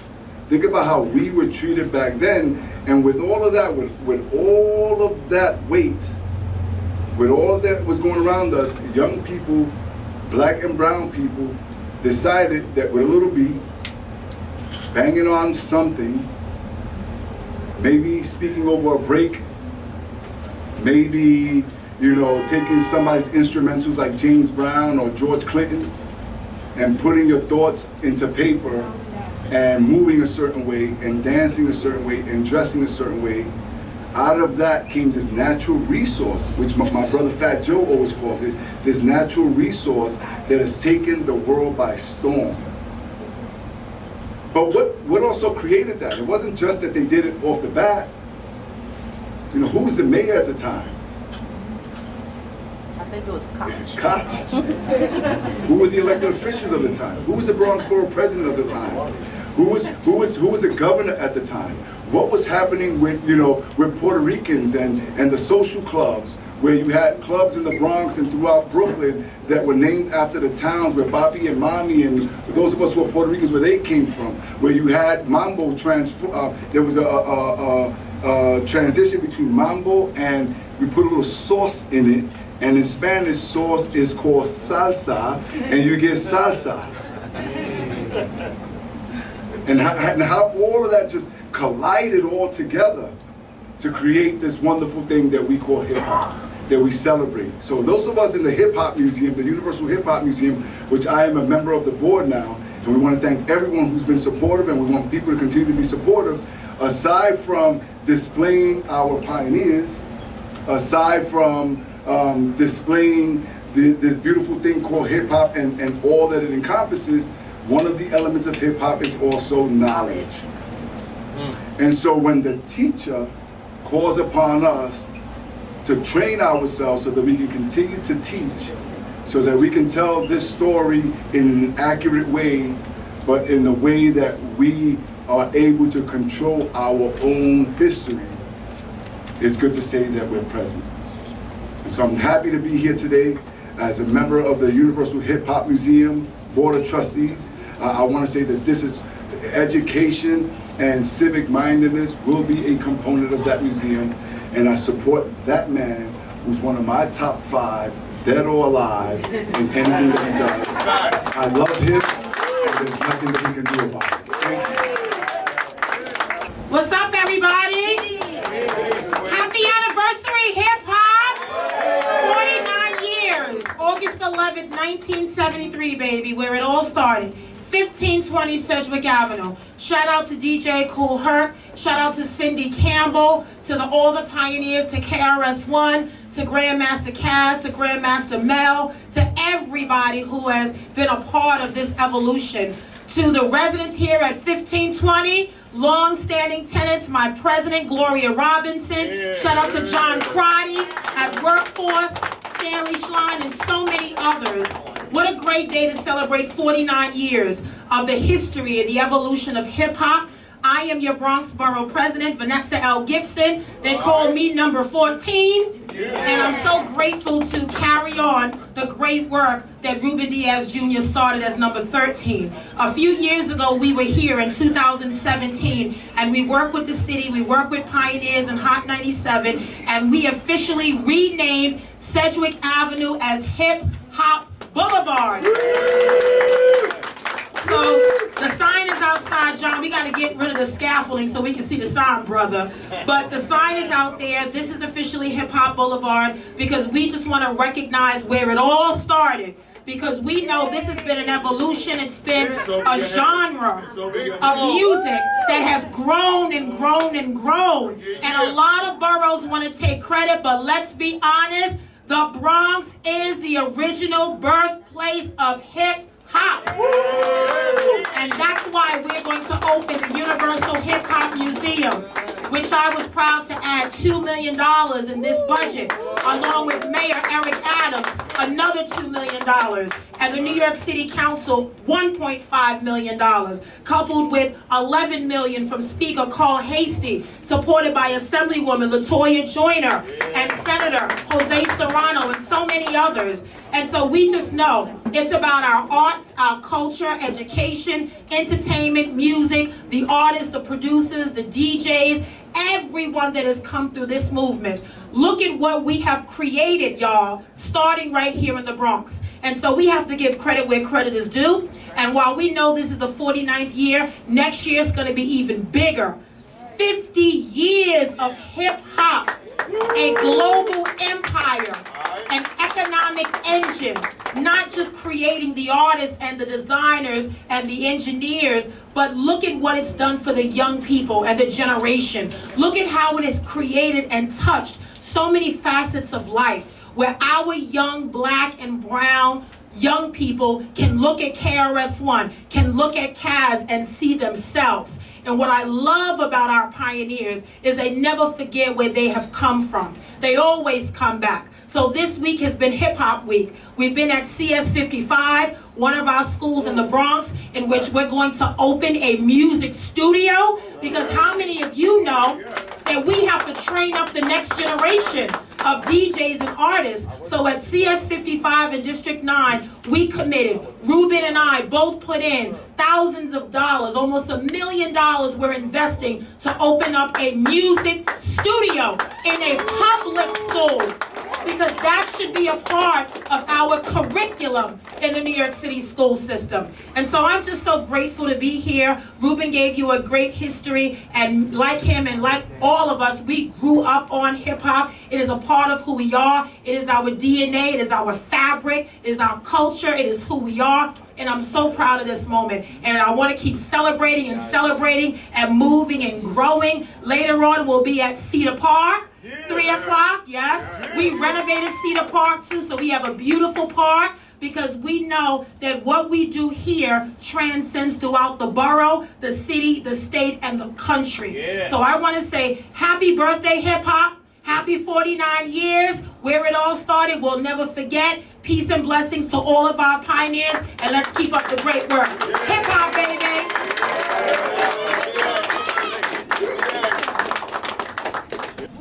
Peace. Good morning, everybody. My name is Grandmaster Kaz, and I wanted to quickly acknowledge a couple of people. First of all, the tenants here at 1520 Sedgwick Avenue, the Tenants Association, our former councilwoman for this district, Vanessa Gibson, who helped bring the Hip Hop Boulevard sign to fruition. And I want to thank Deborah Harris of Hush Hip Hop Sightseeing Tours. We've been bringing people here from around the world for over 20 years. And I'm glad to say that we personally are responsible for bringing over 2 million people from around the world to 1520 Sedgwick Avenue, busload by busload, over 20 years. Salute to you, Deborah. All right. Mass Appeal is in the house. We're here celebrating the countdown to the 50th anniversary of this culture we call hip-hop that started right here in this building. And this is the kickoff. We'll see you later at Cedar Park. Peace.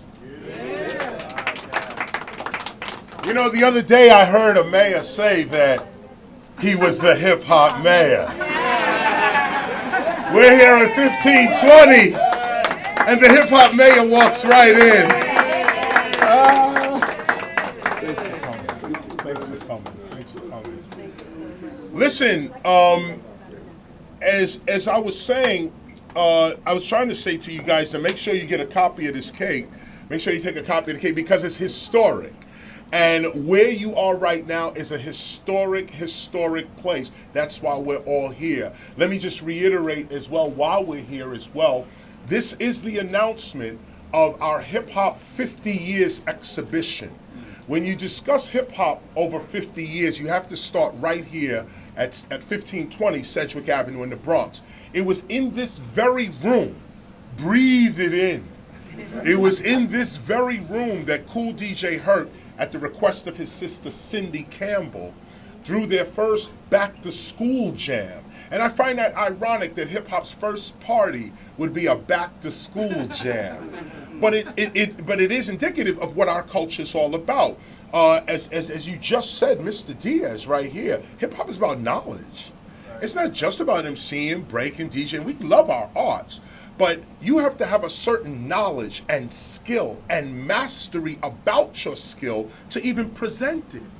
And so Kool Herc began to perfect his skill of playing breaks, the breaks of records, specifically James Brown, the Amazing Bongo Band, the song Apache, Sly and the Family Stone. These were specific soul groups or soul bands that had instrumental breaks in their music. Cool DJ Herc would focus on these breaks. He called it the merry-go-round, where he would just focus on replaying these breaks over and over. Little dudes like me, I was 8 years old. I lived in 1600 Sedgwick Avenue, 1973, when Herc was doing his thing here and also came out there. Now, mind you, what I was talking about earlier, we didn't know that we was creating hip-hop. We were living our lives and doing our thing and just taking in Bronx culture at the time. And this is what it became. Kool Herc didn't know who he'd become. Cindy had no idea she'd be the first promoter. The first hip hop promoter, Cindy Campbell.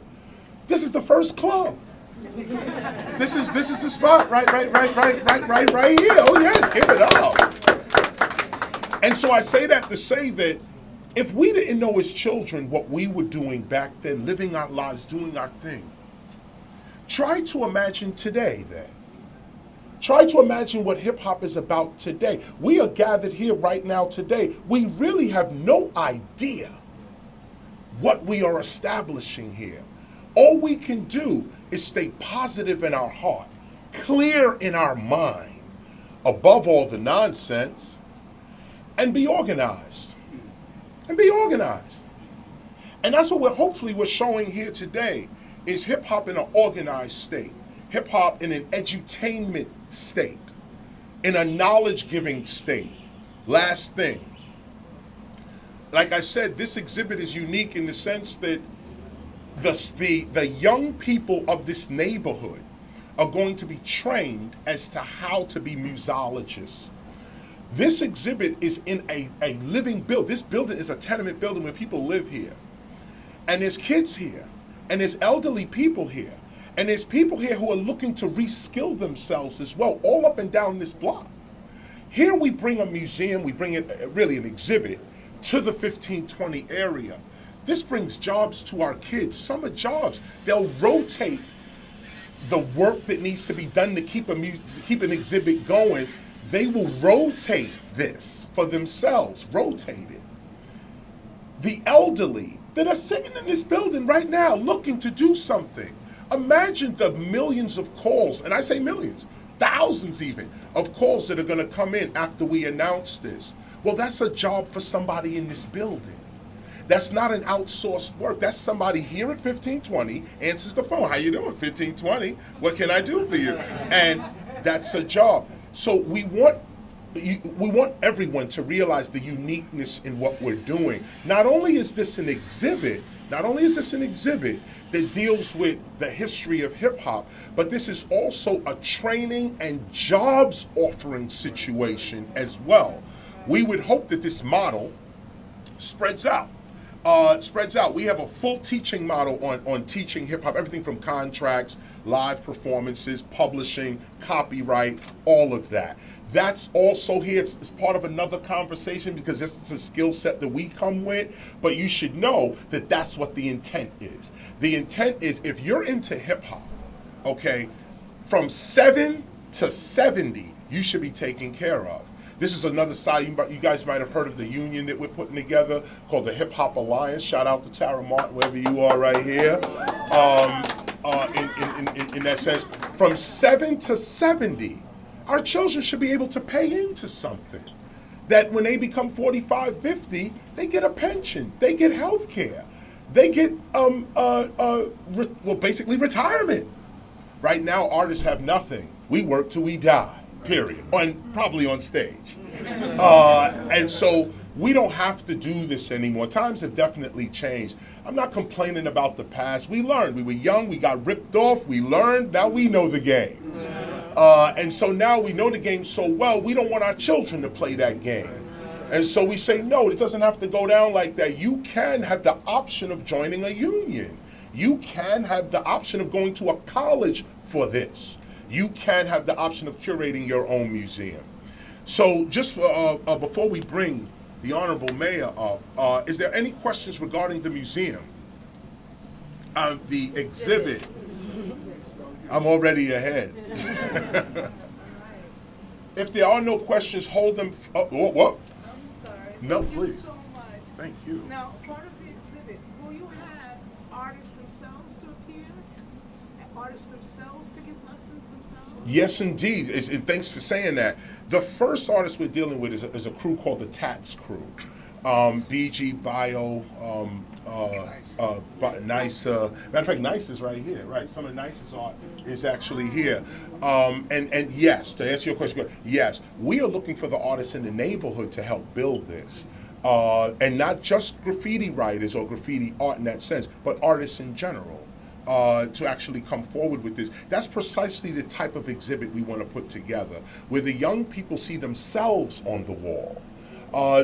Sure, we could always do a bust of Kaz and give you the history on that, and definitely Curtis Blow, you know what it is, Reggie Reg, Crash Crew. We're gonna honor that history, but our children are them. This was a young dude. At one time. I don't mean to say that right. I say that in every way. And all of us, same way. What we want is the young people's art to be expressed and the excellence of it. You gotta rise. You gotta rise to a level of excellence. But it's out here.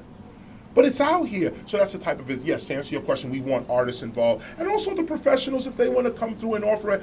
By the way, we have a year on this. That's why we're announcing it today. August 11th, 2022. We're announcing it today. August 11th, 2023 is when we open.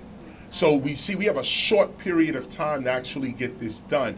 But we're confident because we are hip hop.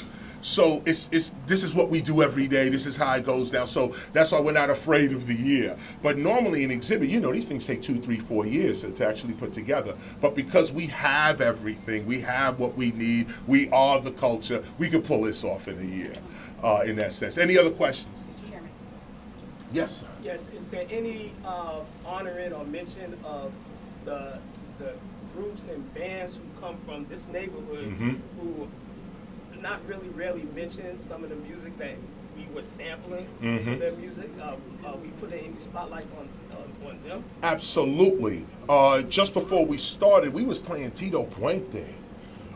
Just before we started, we had the amazing, I thought I heard James Brown playing as well, but those are the known people. Right. There was other groups going on around here. As a matter of fact, like DJ Maboya, these are DJs, so Elvis 007, Mandingo, well, you going to the best, right? Yeah, Fatback, and then also you mentioned Fatback Band with King Tim III as well. But what's this? Marvin Gaye also had a rap.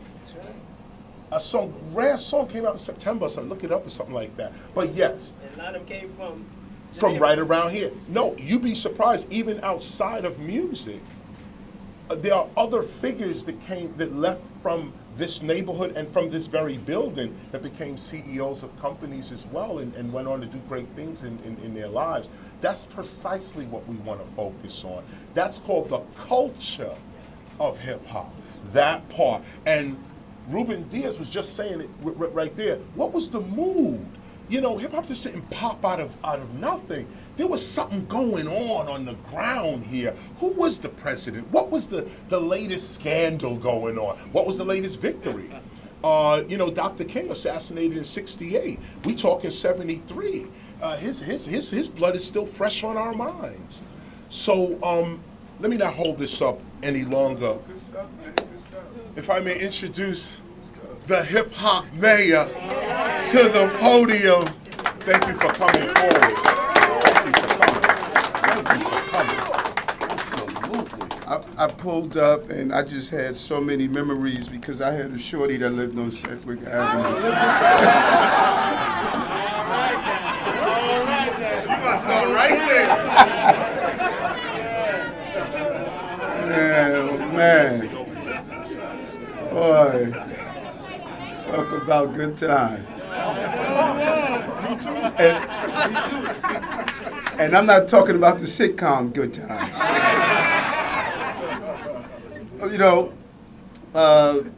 as Assemblywoman Joyner, Borough President Gibson, and my brother, former Borough President Ruben Diaz Jr., I'm just really hoping those of you like Brother KRS-ONE and others, I'm hoping that you do not just think that your influence of music stayed just in the geographical boundaries of those who were listening to the sound. You have to really understand how the music not only changed those who were in the entertainment industry, but it changed us. It made us think differently about ourselves. And if you do not properly apply your historical impact on us, you know, Ruben Diaz Jr. grew up on hip hop. Went from jumping on a mattress in dirty lots to building housing on those lots. You know, Vanessa Gibson grew up on hip hop. She's now the first African American woman to be the borough president of the Bronx, you know, because she was energized with that. And, you know, I'm so proud to be, you know, we have never had a hip hop mayor. Never. You know, I don't even think they were hip. But look at the significance of that, because there were broken moments going through life as a child, and all I had was DJ Ralph McDaniels. Yeah. Running home, putting on Video Music Box. That's it. That is on WNYC TV. That when they tried to bounce him, I said, hold on, I'm in charge of WNYC TV. So look at the cycle. Look at the cycle. And, you know, my life is the life of our young people today. What they are going through now, I went through. Listen, I'm dyslexic. I was arrested, rejected. Now I'm elected. Man,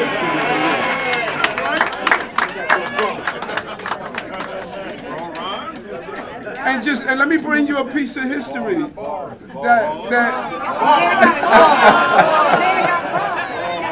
that people don't realize. You know, go back 20-something years at the heat of police misconduct and abuse. Brother came out with a song, Black Cop. And we reached out and called him. One of the blacks in law enforcement called my brother. We sat down and we met and we laid out what our plans were and how we wanted to fight police abuse inside. He continued on his pathway of doing music because the goal to success is agitation, negotiation, legislation. The disconnect of those three, you never get the productivity that you're looking for. But if we had you on the outside doing the music to agitate, then we had the black law enforcement negotiate, and then we had our lawmakers legislate, we can reach the destinies that we deserve. And that's where we are now. Listen, black music was always under attack. Don't let anybody kid you. We used to sing spirituals on the plantation to talk about how we're going to free ourselves, and Nat Turner doing the uprising to make sure that we were free. They attacked jazz, you know, Coltrane and Parker and Miles. You know, they used to listen to their music and find out, you know, what these folks are up to. You know, soul was under attack.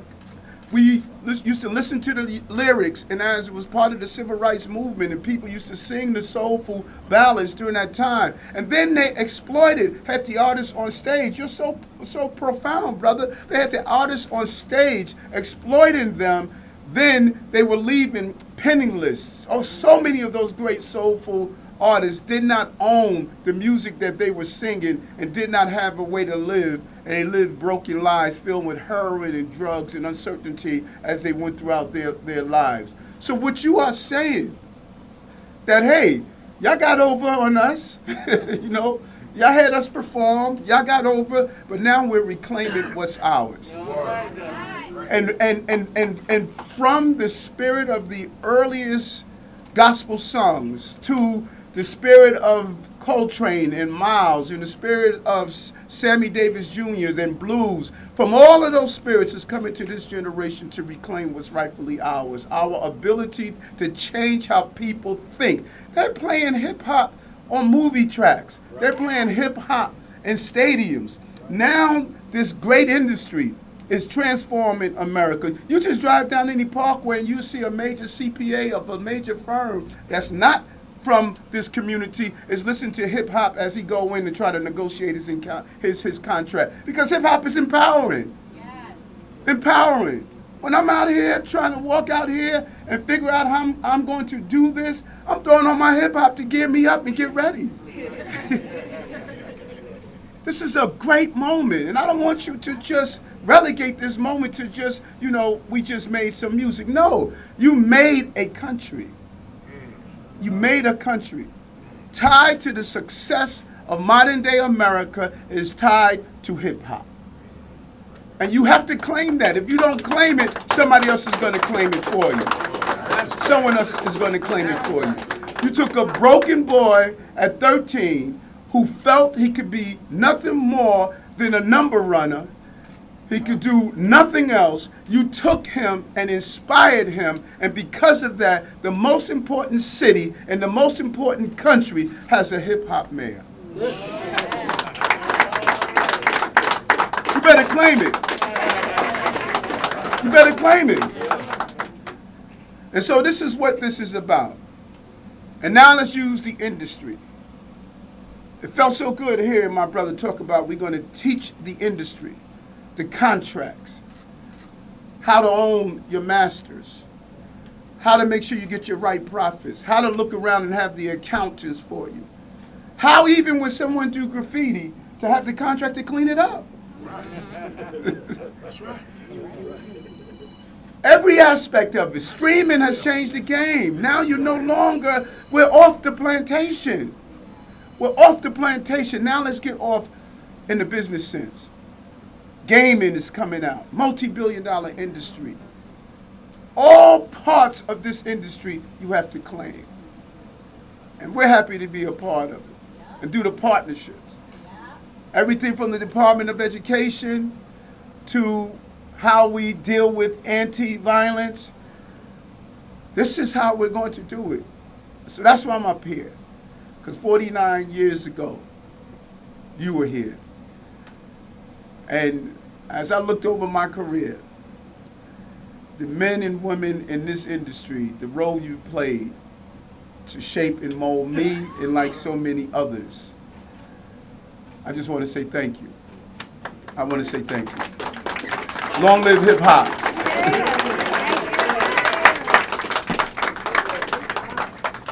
Actually, Mr. Mayor, we would like you to cut our 49th birthday cake, if you don't mind.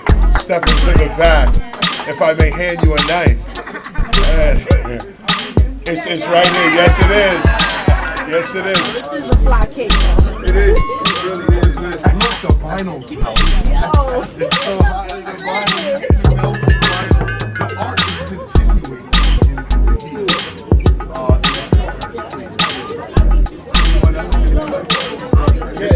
This is it. Cash, where are you? Cash. Cash.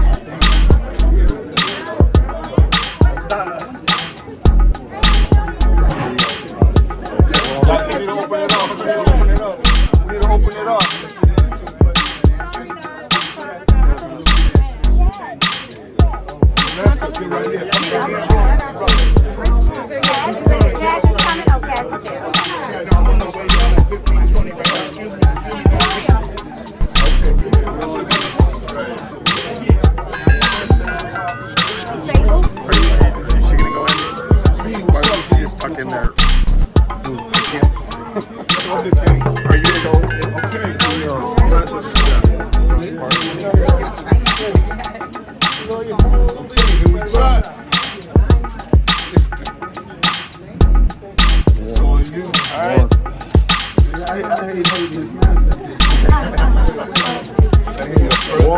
Yeah.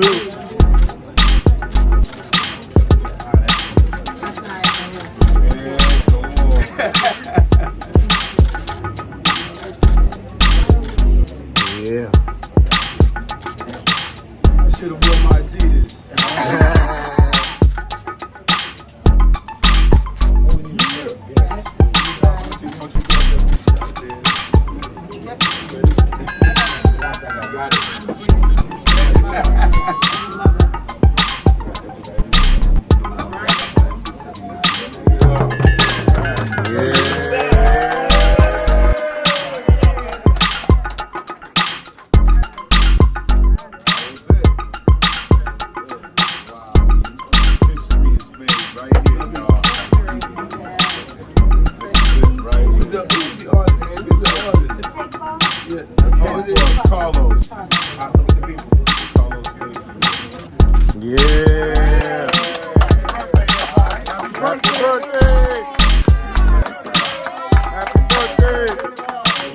If I just may shout, my man William real quick. Will, can you step to the podium? I just put you on the spot.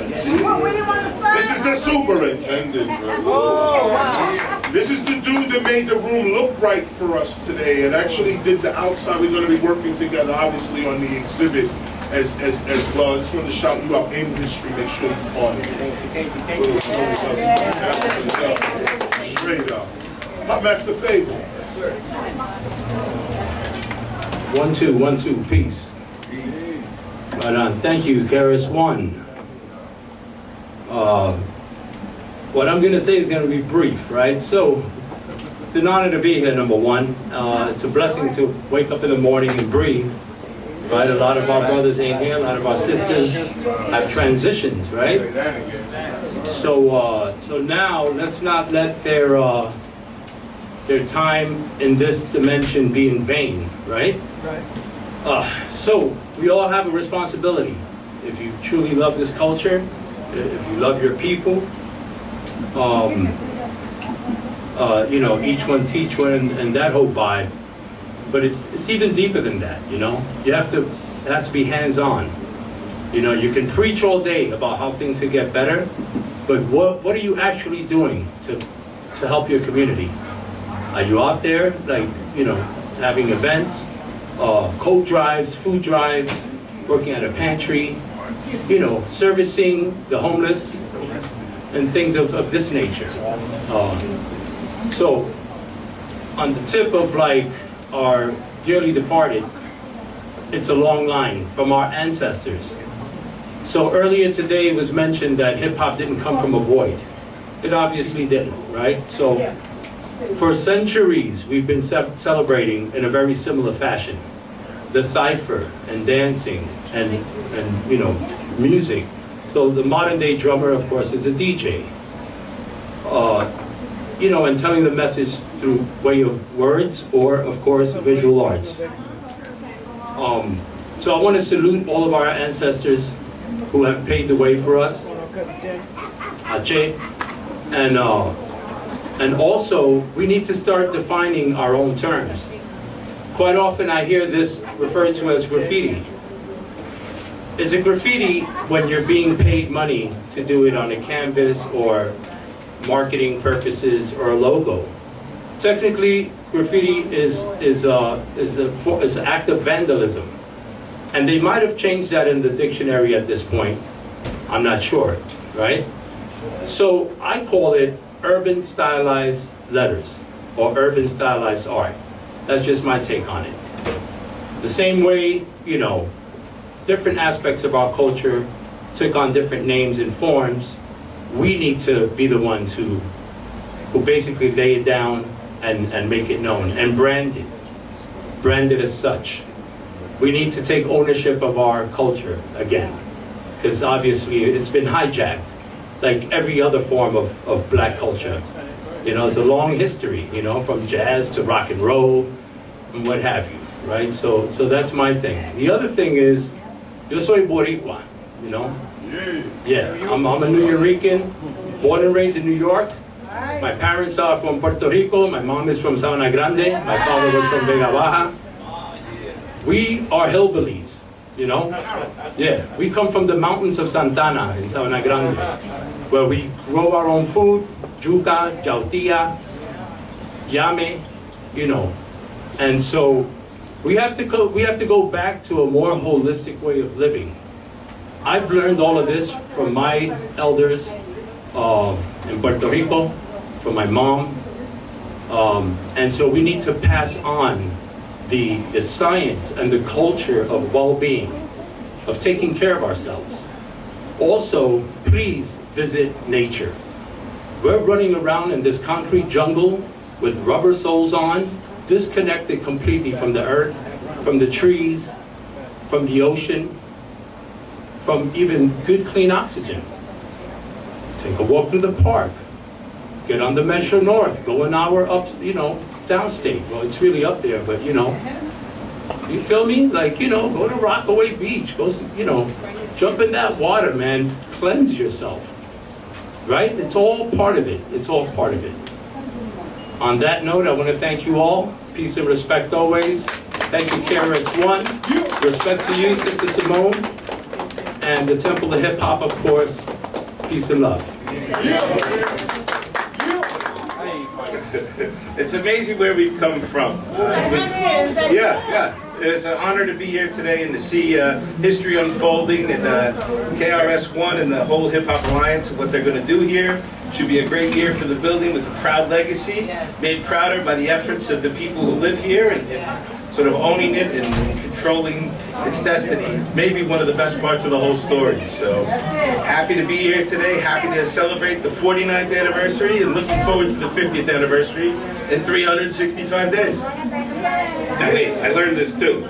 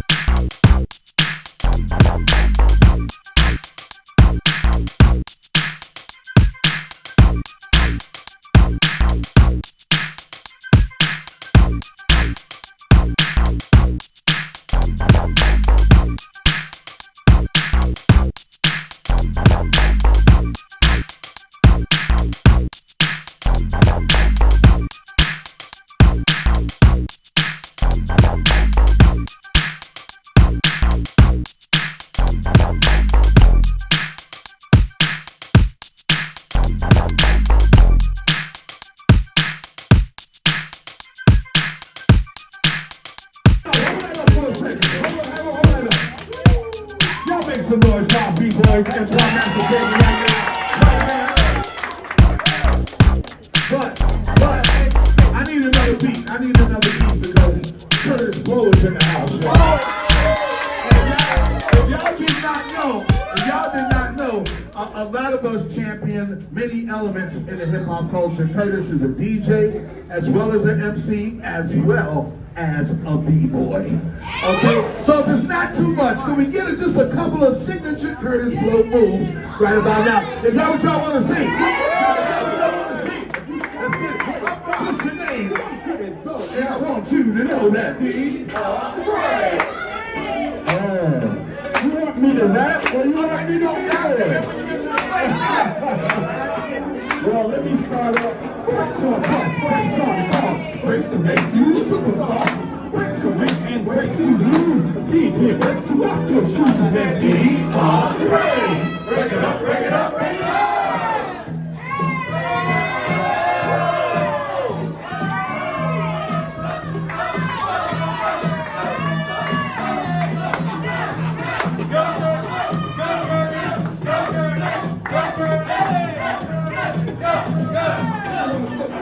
Yo, make some noise for today's show, ladies and gentlemen. Wow.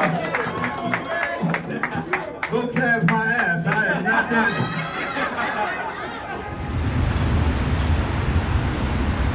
So you got to think about hip hop and its cosmopolitan attitude. We developed a winning attitude, an attitude that the world considers cool and acceptable. You know, think about that. Not that bullshit you learning in school, but real street knowledge. Real street knowledge where you have to have respect in your hood to be able to even come here and teach and stand in this park and teach. As teachers, you got to have the respect. And the respect is gotten by caring for the people. And like the brother said, I mean, he just warmed my heart, but you know, like the brother said, you know, I came back, I gave back, and we've been coming here forever, okay? And as you can see, we're here now working, you know, when no one else is really thinking about this place at all. We're here, the Temple of Hip Hop is here, and we're getting dirty with the painters. We're getting dirty with the super. Shout out to Miss Gloria, the Tennis Association. Shout out to John Crotty, the owner of the building itself. Big up to everybody that's actually making this thing happen. Big up to the Tats Crew. Shout out to everybody that's actually making this thing happen. So this is the lesson I want to give today about a winning attitude and having a winning attitude. You know what this place was like when we were here. It was crazy, but we didn't see it that way. We looked within, and the vibration that we had within us, our indigenous identity. Our indigenous identity. This is what saved us. This is what got us across. This is what started hip hop. This is what reinvented hip hop. You know, Grandmaster Caz is famous for saying hip hop didn't invent anything. Hip hop reinvented everything. And in a way he's right, because there's nothing new under the sun. Everything's being reinvented. But the invention part of it is how you actually come back with that reinvention. That's always new. That's always exciting. And so hip hop is the reinvention or the reemergence of the ancient civilizations that were already on the earth, already partying, already doing their thing. And I mentioned this as well. I say, you know, people look at that idea of a civilization that parties all the time. They look at that and say, oh, that's silly. How could you have a civilization that parties all the time? How could you, you know, live in that kind of society? But you got to understand that this is the type of society we lived in, where imagine a society where everybody follows laws, nobody's killing, nobody's raping, nobody's stealing, everybody got what they want, and everybody's pursuing the purpose for which they were born.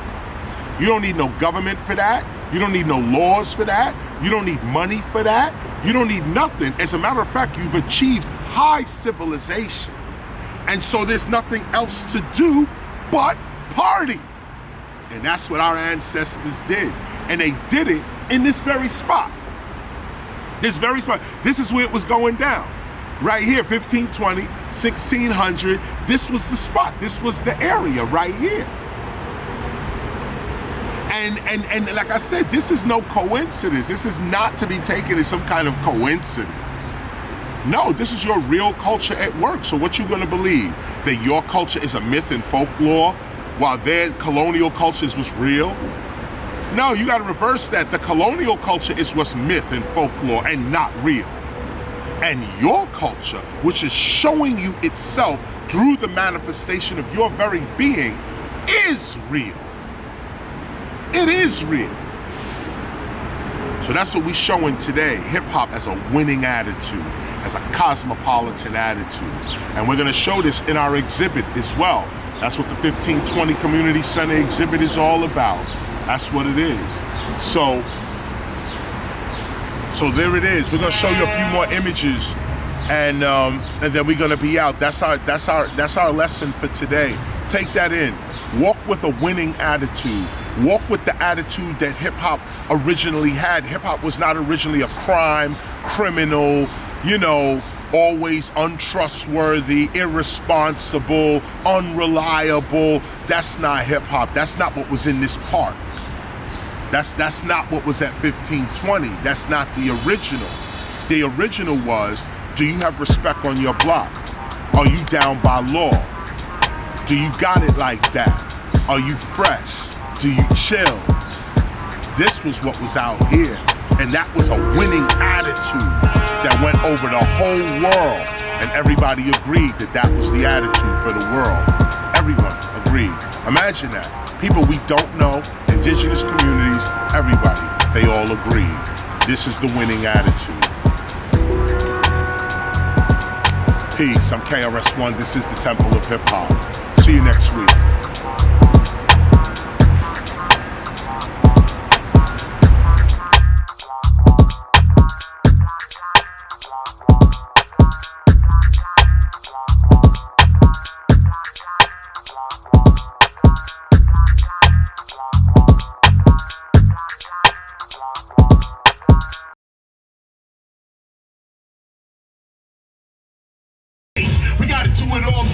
Off the top, yo, what's up, Poker Rock? Why you in that spot? You need to be over here. Yeah, got my hands in the air. Yeah, if I say hands in the air, you don't gotta put them up. No, keep them down here. The air is down here. Why you got your hands up here? You gotta understand how I spit. This is how I do it real quick. Spit out a hit. You gotta see this is a DVD. A DVD. You seeing 2, 3 of me. Oh, now he got the photograph going. This is KRS-ONE, freestyle flowing. All day, all night, all seeing, all knowing. This is what it means to be flowing. Yeah, yo, where the real MCs at? Before I start, I gotta sit that speed rap. Shaheem, what's up with you? You wanna get on while he do the 1 and the 2? Yes, yes, y'all. Yes, yes, y'all. Rock, rock, y'all. You don't stop. Keep on, y'all. Till the break of dawn. Say my name is Shaheem, and that's how it be. Here to tell y'all something about me. First of all, well, let me tell y'all. Get off the wall and have a big ball. My devastating brother, what you hear. Sound real debonair. Too damn severe till you fly ladies' ears. Talking to the ones that's standing right here. Got a special mixture of herbs and spice. The herbs are the things that keep me nice. The spice is the way I do, we'll take it twice. With a spinning the finesse and the dash to style. It's a tough class that makes it all worthwhile. Who gon' mix it all together and they owe me a ton? They make me stand out as MC #1. I'm cool and classy with a very good chat. When you hear my rhyme, you say that I'm sassy, you're just too nasty and you gotta catch up. You gotta catch up before you can bounce. Say ho! Yeah. And you don't stop. That was real shit. Right off the block. We doing it right now for Scotland Rock. Let's do it right now. See what I'm saying? On the microphone, we're not playing. Start getting. Yo, hold up. Yo, let's get right to it. First of all, it's hip hop's birthday, August 11th. That's why we out here right now. August 11th. You guys did it right here in this park, in the 1600 park, and in 1520. The community center, you did it right here. And peep this, you gotta get this. You gotta really get this in your head. How large hip hop became in the world and that it would start right here. You're on holy ground right now. Some of us don't even realize it. It's all in the mind anyway. But if you could see the value in what you do, oh man. Oh wait a minute, hold up, something's happening, the tone's working. Oh, something's happening.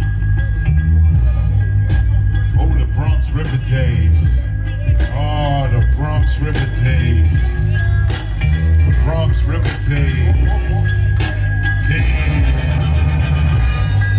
He said the Bronx River days. Now I'ma spin it in all kind of ways. We trying to get the sound check. I'm just spitting it right now. I really ain't ready to get down yet. You know I spit for an hour, spit with power. Behind me, this chick is called Sunflower. And she's all day. I saw you out in Italy back in the day. And then I saw you in North Carolina. Then I saw you in Florida, I was a dope rhymer. I tried to say something else, but you gotta understand when I spit, it's all about knowledge of self. Health, wealth, this is where it comes from. Your career, your purpose, you should never run from. You gotta understand what I'm really spitting. I'm off the top right now, none of this is written. This is what I'm doing while the cameras are up. You get up, all you seeing is me getting my stamina up. See, this is what I'm saying when I'm running. I used to be in 1600.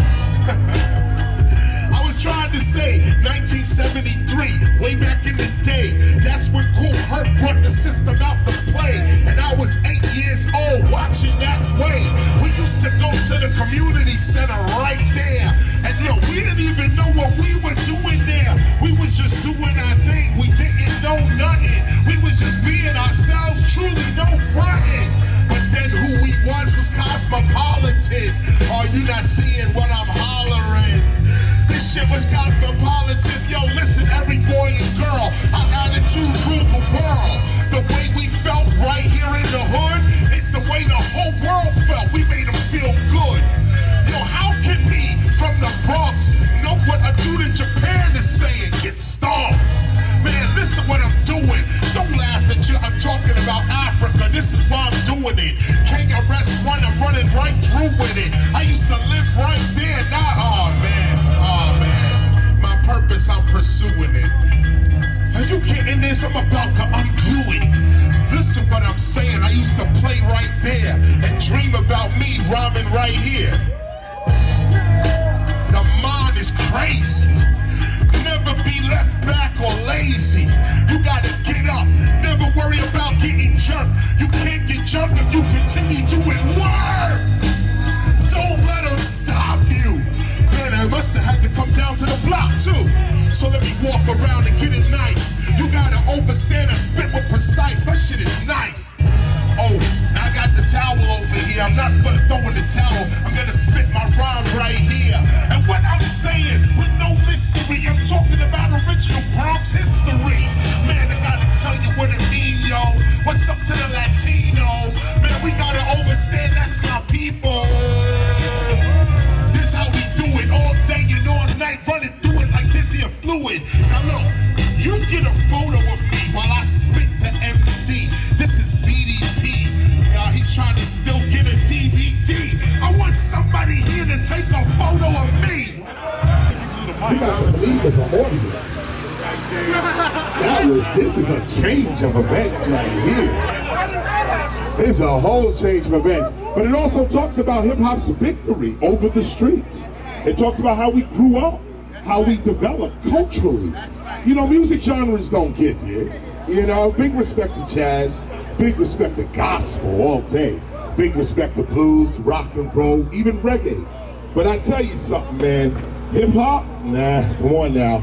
This is the most dominant music and art in the world. Think about this. And I keep emphasizing it because I'm here in the Bronx, and not only am I in the Bronx, I'm at the place where it all began.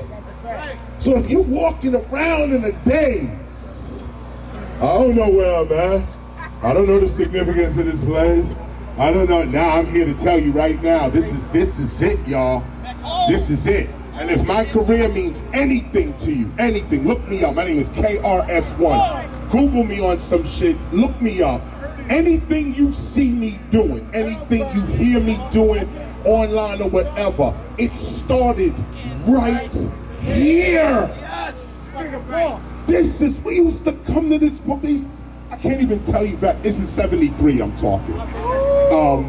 This place, I mean, it was vibrant, and it still is. It still is. The Bronx is still a vibrant place. That's, you know, when I came out here, I said, yo, where the MCs at? I only saw one with the heart. Only one with the heart, Shaheem. Only one with the heart. But I'd like to open it up, though, you know, before we get out of here. MCs need to come on up and show the world what the Bronx about. Oh, yeah, come on.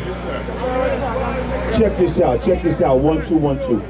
I want to give y'all a little bit of history, like my man Chris is talking about some history here, right? Check this out. I used to live right here on Undercliff Avenue in the Bronx, right off of Cedric Avenue. So when we came outside to play, the River Park Towers wasn't there.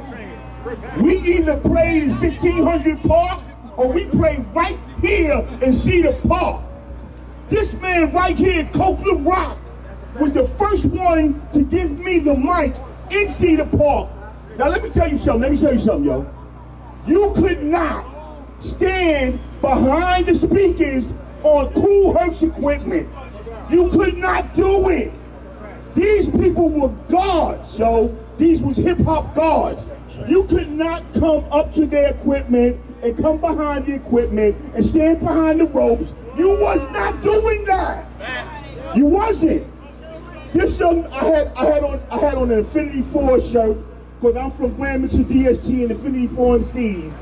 All right? I had on an Infinity 4 sweatshirt. Coke the Rock came to me and said, yo, I want you to get on when I play this record, yo. And he brought me behind the ropes. I was a little young kid. I was proud as hell to get, I was like behind the ropes like this, giddy like this, yo. He put on 7 minutes of funk. The park was packed in here, yo. Needless to say, I ripped that motherfucker straight like that and still ripping that to this day. You know what I mean? But I just want y'all to know the history of this park right here. This is it. And when we didn't play here, we played in 1600 Park and we played in 1520. Now check that out. We got Rodney C right there. Here we go. What's up? That was deep right. That's right. Okay. Wait a minute, Rodney. Wait. Oh, come on. Hold up, Rodney. Hold up. Not hold up, Rodney. You come up. Vanessa, I want to acknowledge you. Wait, we have another type of MC in the building. Oh, yes, you are. That was an amazing speech you gave earlier today at 1520. That was amazing. You'll see it again, of course. But that was just amazing. That's why I say, an amazing MC. You summed everything up in 30 seconds. I had a full 2-3 minute speech. You condensed it down. It was nice. It was nice. It was nice. And thanks for coming. Thanks for coming. Yo, what you saying? Nah, that's not it. He ain't doing nothing. Put that 7 minutes of both on. That's what it is. Listen, just before we go, let me finish this last point. Since we do have a mic, we'll just do it like this. So what I'm trying to say at the end of this is that I was a dude that lived right here in this neighborhood back in '73. And back in '73, it was not a pretty place around here. You know what the Bronx was like, I ain't gotta tell you. But it wasn't about what the Bronx was about. It was about what we were about. Still with some other people that say, oh, look at the broken buildings, oh, look at this, oh, look at that. Oh, this should be fixed and that. And we as little kids, we said, yeah, you're right. You know, this is, we got a bad hump. Yeah, this is gonna get bigger. Yeah. One. So the issue is that it wasn't about what was out here. As young people, we've changed not what was out here, but what was inside of us. And I know that sounds cliche. Like, oh yeah, change your inner and yeah, the outer. But this is what actually happened. The buildings did not change. The street did not change. We changed. That's right. And when we became the answers that we needed, listen to me, we became the answers that we needed. The answer didn't come to us. Nobody gave us the answer. Nobody handed us anything. They said, look, you have no voice. We said, we're going to become MCs. They said, yo, you're not going to come into our clubs and dance the way you want to dance. We said, okay, we're going to come in the park and do it. We're going to take it outside. We're going to take it outside. They said, well, you're not going to get nowhere dressed the way you dress this and the other. We made now an $8 billion fashion. We're not even, hip-hop is, we're not even talking about the music. Hip-hop in fashion alone. The answer was in you. Ooh, yeah. Oh, shit. The answer was in you. and the answer still is in you. Most people, when they look at hip-hop, they look at something to get. Oh, that's hip-hop, I want to get in so I could be this or that. But the secret is that you already got hip-hop. You already are hip-hop. If you just express who you really are, boom! You find yourself, like I found myself, in the Bronx one moment, and then in Paris, France the next. Why? Because I expressed myself. It's that simple? Yeah. Yeah. But guess what? To express yourself, you gotta have courage. And that's what the Bronx had. Not courage to run up against the cop, courage for crime. Not that kind of courage, that's a different kind of courage. I'm talking about the courage to be the real you. Because to be the real you, there's consequences to that. You can't just be the real you, that's why nobody is the real them. The minute you say you go to work, you say, yo, you tell your boss, I don't like you, I never liked you. You out of there. Yeah. You can't be the real you. You gotta take people's attitudes. You can't gotta hush your mouth up. These days on this phone and all of this stuff, you can't say nothing. No, you just shut up. Real talk. But what I'm trying to say is that you got an inner voice. And you gotta start using it. Your inner voice is what turned all of this into what we claim to be today. I am no different from any of you. And you hear people talk that all the time. I'm no different from you. No, I'm telling you the real I'm telling you the real truth here, okay? I am no different from you. And no one else either is. The people you see on the phone, whoever sold 1 million records, this one in a movie, don't get caught up. Don't just drink the Kool-Aid and just, oh, they a star. Dig a little deep into their history. I guarantee you they had to have the courage to be themselves. And then take the consequences of being themselves. All right. Hey, tell them my story. And this is the original Bronx courage. Yeah. Check it, yo, the metaphysical, lyrical, live, miracle, hysterical, attacking the beat, smacking your seat, take a journey up the curtain, now you learn to feel the burning somewhat, come back with the heat, cause back with the heat, your maker told me more fire, more sire, figure chains are so higher than the black space, someone keeps slapping your face, with the head knocker, hip-hopper, showstopper, stroke out the illest, when I get down, I said it's the 49th birthday of hip-hop now, we're gonna take it all around this town, the Bronx, you know it's the boogie down, said I represent with the freestyle off the top. As we go in the DJ rocks, we're doing this shit, we ain't never gonna stop. Back to the script, we get down, I sing on some ill shit. I represent someone in the mix, you know how we get down this thick. Still reppin' with this, we get down and we weapon with this. Start shooting it off, niggas know how we getting it off. This is that real freestyle, straight from the heart. No, you can tell it apart from these fake ass niggas who can't really stand it. I get down and I stay commanded by my God in the sky, in the air. You know I am here. Yeah, and this is rare that you ever get to see me here. Cause I'm in Cedar Park, that's the art. I stay with sparks, it's on fire, my desire, where is desire, I'll never tire, I gotta get this off, cause you know how I do when I roll with boss, it's the teacher, yeah, I'll reach ya, shit coming out the speakers, it's like ether, get right in your deeper, yeah, come on, you can grab it, get it down and show them you gotta have it. I gotta have it, so I gotta have it in the park out. I gotta smack it, spark it up, but like it's lifted up. This is how we're doing up in the park till it gets dark to the party. Yes, desire, nobility, yo. Yeah, yes, yo. Can I put your hands up in the air for hip hop like this? One time for hip hop like this. Put your hands up in the air. Yo, hey yo, check it. Before I pass the mic, let me wreck it. I represent the hip hop on the record. And if you ain't know, I be the record. Put me on the mic and wreck the record. I'm here to inspire. The name is Desire, Nobility One. Connect the chord, I'm on.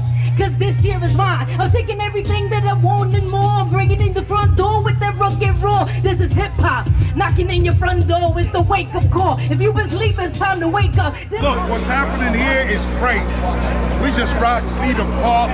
This is what it is. And it's over now. And what was so interesting is that now we have the police as an audience, as I was saying. And this is a real turn of events. Shout out to Tony Tone. Shout out to everybody that put the system. Oh, Tone right here. Tone, DJ Tone. Oh, so yo, this is the dude right here, Tony Tone. Been doing this the whole time. And as you can see, the work has not stopped. The work has not stopped. You talk about preserving hip hop, this is how you do it. We got all the talk, we got all the exhibits and the museums. Get out here and really show the skill. Set up the equipment and give people a chance to voice their opinions. That's hip hop. Tony Bill, give respect. Can I say, this is the beginning. This is the park. Next year, 2023. If I could get him to say, okay, we will be out here professional, up in the air, everything, and do it right. If I could get, we gonna talk. If he say, yo, I'm with it, we out here right next year. And there it is, because I'm with it. That's what's gonna happen. 2022, August 11th, 2023. 2023, K. We'll be right out here, no doubt. That's a fact. As a matter of fact, we're marking it down right now. This is what it is. And it won't be 80 people on stage. You didn't say one time, get behind the ropes. You didn't even have We no didn't have ropes. Well, we know next year. That's what it is. Come on, get your last shots. We out of here. Back. D-Nice in the building. He just snuck up. Hold on. Y'all gotta get this shit. This original PDP shit right here. D-Nice in the building. Red Alert in the building. Tony Toca in the building. Jazzy Joyce in the building. I'm looking at you crazy right now. What you saying, Tony? What you saying? Cause KRS-ONE on the mic, I'm not playing. You just do that shit all right when I was talking. Now I'm starting to walk it like I'm in New York and I'm about to spit it real raw. Like I said before, me, I'm not on tour. I'm chilling right now, this is pure insanity. I'm in New York City with my whole family. Damn, shit's real in here. KRS-ONE, man, this shit's real in here. So I'ma take your back. If you know the rap, you can sing along with that. Genesis chapter 11 verse 10 explains the genealogy of Shem. Shem was a black man in Africa. If you repeat this fact, Genesis 14 verse 13, Abraham steps on the scene. Being a descendant of Shem, which is a fact, means Abraham too was black. Abraham, born in the city of a black man called Nimrod, grandson of Ham. Ham had 4 sons. One was named Canaan. Here, let me do some explaining. Abraham was the father of Isaac. Isaac was the father of Jacob. Jacob had 12 sons, for real, and these were the children of Israel. According to Genesis chapter 10, Egyptians descended from Ham. 600 years later, my brothers, read up. Moses was born in Egypt. In this era, black Egyptians weren't right. They enslaved black Cushites. Moses had to be of the black race because he spent 40 years in Pharaoh's place. He passed as the Pharaoh's grandson, so he had to look just like him. Yes, my brothers and sisters, take this here song, go and correct the wrong. The information we get today is just whack, but ask yourself. That shit is raw, Tony, keep it going. Keep the beat going so I can keep flowing.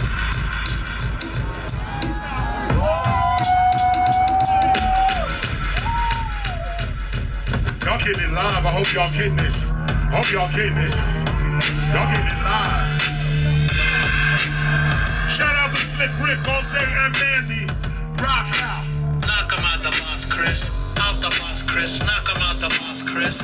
Out the box, Chris. Knock him out the box, Chris. Out the box, Chris. Knock him out the box, Chris. Out the box, Chris. I'm spitting truth, ain't nothing fancy. Fake, I can't be with this microphone I'm in. Radio and video bands me, they can't stand me. I'm the opposite Consider these hoes dancing in panties. Truth seeker, I write for people, not a Grammy. The true teacher, teach about ancestors and family. The true leader, teach about ancestors and family. I'm about to go off right now, cause this shit's insanity. Me, I gotta do it freestyle, and let me tell you why. Because I'm about to end and walk out, no lie. I want you to get a photo of me and my man D-Nice, this the original BDP. You have got to see what we doing. Red alert back here, I'm running right through it. Yo, let me tell you something with no fear. This is Red alert, this motherfucker started my career. That shit's clear. Let's go back, yo. We do it like here. And there's Tony Touch. You know these. This dude put me on with the 50 MCs. Remember the mixtape after that? Everybody had a 50, 100, and 100 stack. But I gotta shout all day to my man K Slay. Knock him out the box, Chris. Out the box, Chris. Knock him out the box, Chris. Out the box, Chris. Knock him out the box, Chris. Out the box, Chris. Knock him out the box, Chris. Out the box, Chris. You can continue the style. I'ma keep going like Charlie Ahern's wild style. I was out in 1520. It's my last. We was doing the blast with Grandmaster Kaz. Yo, you gotta understand. This is the class. In the future, I'm rocking with Grandmaster Flash. I tried to say I'm doing an album with Flash, but the mic is going, I'm talking too fast. Damn, keep the mic on me, left cheek. You gotta understand, look how I'm freaking this beat. I'm doing it like this, like I'm riding on the heat. This is what we call the motherfucking street. These dudes talk about street, but when you know on the beat, you see they all sweet. This is what it is, nothing left, spit to my last breath. Zulu Nation, Big Jeff. Rock out, all day, this is how we do it, no doubt. Knock him out the box, Chris. Out the box, Chris. Knock him out the box, Chris. Out the box, Chris. Knock him out the box, Chris. Out the box, Chris. Knock him out the box, Chris. Out the box, Chris. I'm about to go, yo, oh no. But before I go, I gotta, oh no. I just spoke about Kaz, and Kaz walked in that fucking fast. Grandmaster Kaz in the building. Oh man, maybe we can spit for more children. Or maybe get down with the neighborhood. This is how we do it because you know it's good. With a hood, you got the camera up right on me. Make sure you getting it. This is a real MC from 83. I mean, Run DMC, maybe LL. Man, I bring the hell to whoever. Well, let me rock all day. KRS don't play like a graffiti writer. I'm down to spray. Hey, let's get it rockin'. This is raw hip hop and I feel Scotland rockin'. Maybe Big Pun and Heavy D. Easy E, Tupac is living in me. No, Tupac is living in you. That's Razzcast West Coast, you know how we do. We do it all day. That shit's raw. Taking my man right here live on tour. We be all out in LA. This dude be ripping shit. Arizona, this dude be ripping shit. We was out in Switzerland, you was ripping shit. Damn, you need to get on the mic now and rip this shit. Oh shit. KRS-ONE up in this bitch. Knock him out the box, Chris. Out the box, Chris. Big Kaz, salute. I was born. Yeah, okay. I'ma wait a little bit. Yeah. Let's go. From the West Coast, we gonna rock out like this. Yeah. My name is Razzcast. What up, hip hop? Happy birthday. Yeah. Okay. Yeah. Yo. I was born this beat, cause I sing like Ice JJ Fish. Get rich, I'm a bad kid on my baby shit. Extorting whack rappers like Payday bitch. They watch Kardashian sex tapes and stared at Ray J dick. These lames claim they about that life. I spit bars upon bars. I'm about this mic. Fish ramen to my celly. I'm about that kite. OJ in the cold. I'm about that knife. Cut your head clean off. I'm about that nice to switch from Dr. Jekyll to Mr. Hyde. So Mr. Hyde, shit's the ride. Too many hipsters downtown, shit's gentrified. My posse feel like hip hop got too flossy. I put a rapper in a wheelchair like Degrassi. In reverse, then put him in a hearse, then put him in the dirt. Cause rappers let record labels put him in a skirt. Buy your matching purse, bitch, the truth hurts. Eat it like Big Lurch. I'm a animal, cannibal, Hannibal Lecter. Organic and mechanical, tyrannical conjecture. Listen, when God speaks, you a mental midget. No studio old thuggin', I'm a skinny jeans bigot. I fucking truck stops a lot, like lot lizards, and wanted 6 figures, so I grew an extra digit. Hello, hater, a celebrator sipping dog. I'll lock you in an elevator with Solange. If truth told, skills are told. Honestly, I ought to be like double Jay-Z. Honestly, the world needs common sense, but girls like me. I've been rhyming like common sense. You ain't popping off, like trying to holler at a girl with boogers hanging out your nose. Bro, knock it off. No legs, nigga, walk it off. Cash rules, I'd rather let my pockets talk. Now this ain't no mystery. I'ma spit wordplay, but this is the 50th of hip-hop's birthday. Salute. And I'm out. That's the original spitter, my nigga. Right there, you. Watch that. Oh, man. You still here? It ain't over yet. Knowledge reigns, so I'ma leave him soaking wet. If you listen to a legend, this is what you're supposed to get. Real skill, my utmost respect for a broken neck. Rawness, tawness, I do this on the cordless. All this is lawless, oh man, this skill is flawless. Oh man, red alert, when we gonna stop? It's been 35 years ago, when we gonna stop? Damn, this is the real lesson. You talked about it years ago, you said pension. Now we overstand how it go. Pension, healthcare, man, we need that, yo. So I got with my dude, Curtis Blow, and he told me, yo, this is the way we gotta go.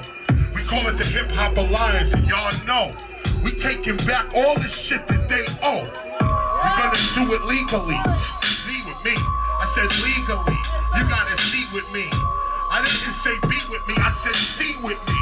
We're gonna take these dudes down straight legally. Lawyers lining up like the shooters did. KRS-ONE, you looking at the newer kid coming through with a newer bid. Oh man, let me tell you about how we used to did. It was called the Stop the Violence movement back in '89. Then we did all in the same gang, blew their mind. Then we came back with human education against lies, and with corporations severed the ties.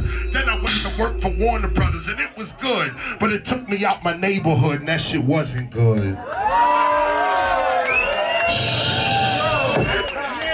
Word, oh man, word, oh. Yo, if there's any MCs that want to get down with me and spit with the breeze, yo, Rock, I see you standing there looking. You know what it is, dude. Represent. What up, what up, what up, what up, what up, what up, y'all? What up, y'all? Yeah.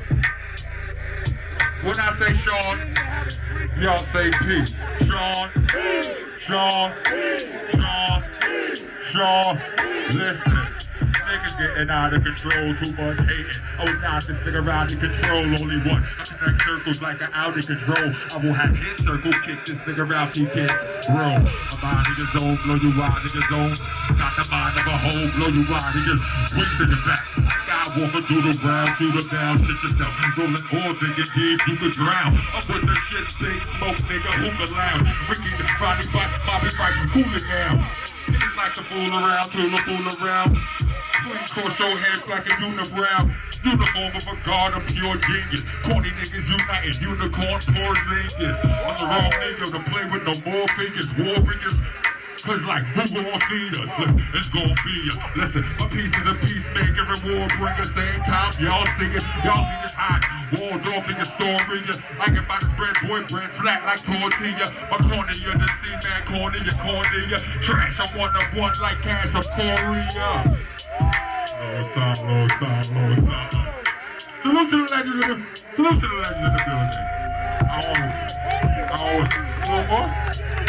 Delegator of demolition, ain't no demonics, my dudes are dirty, no Diana damage or dominance. That's learner, every animal sketch, black burner, visibly see the volume increase to a blast turner. Max Merker was scat for free, Nat Turner, of the Mac Black Burster, your back is a rap earth, huh? I rap murder for that bad cash earner, slinging rock but not in the trap, with you crack servers.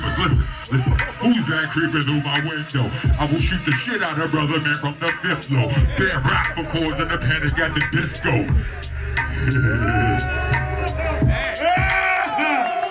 Rock in this building. Where's the Grandmaster Kaz at? Give me flashback, throwback. Yeah.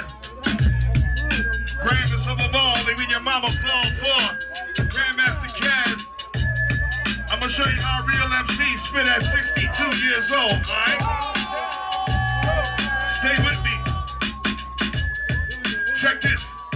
Before rap was a game or hip-hop was a nation, before Lauryn Hill began a miseducation, before Milk was chillin', P.E. brought the noise, before Heavy D and the boys, before the roof caught a fire, before Fresh was the word, before Houdini, Friends, Roxanne's Revenge, before the Freaks came out at night, before Say Ho, before the Crash Crew was rocking on the radio, before Whitney, Mariah, Brandy and Janet, before Bam and the Soul Sonic Force rocked the planet, before these other breaks, before Hard Times, before the Sugar Hill Gang, before Super Rap, before Reaganomics, before rappers got shot in their stomachs, before you found hip-hop and comics, before G's, before leaves, trees, before going raw dog gave you a deadly disease, before haters, before thugs and perpetrators, before the alphas and before the betas, before beepers and cell phones and retro cars, FedEx, food stamps and Metro cards, before cops was 5-0 or Gats was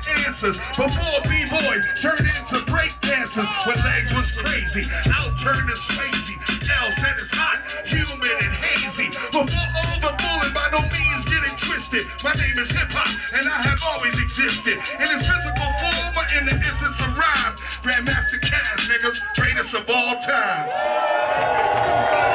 Rawr. Rawr.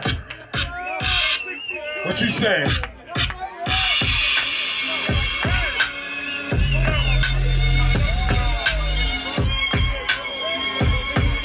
That's right.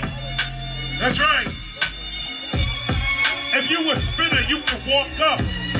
But let me tell you, you got to walk up. What I mean is like walk up in life. This is what I'm talking. The mic is my wife. I call the mic Simone. This is my mic and I'm never alone. I'm doing an album right here in my zone.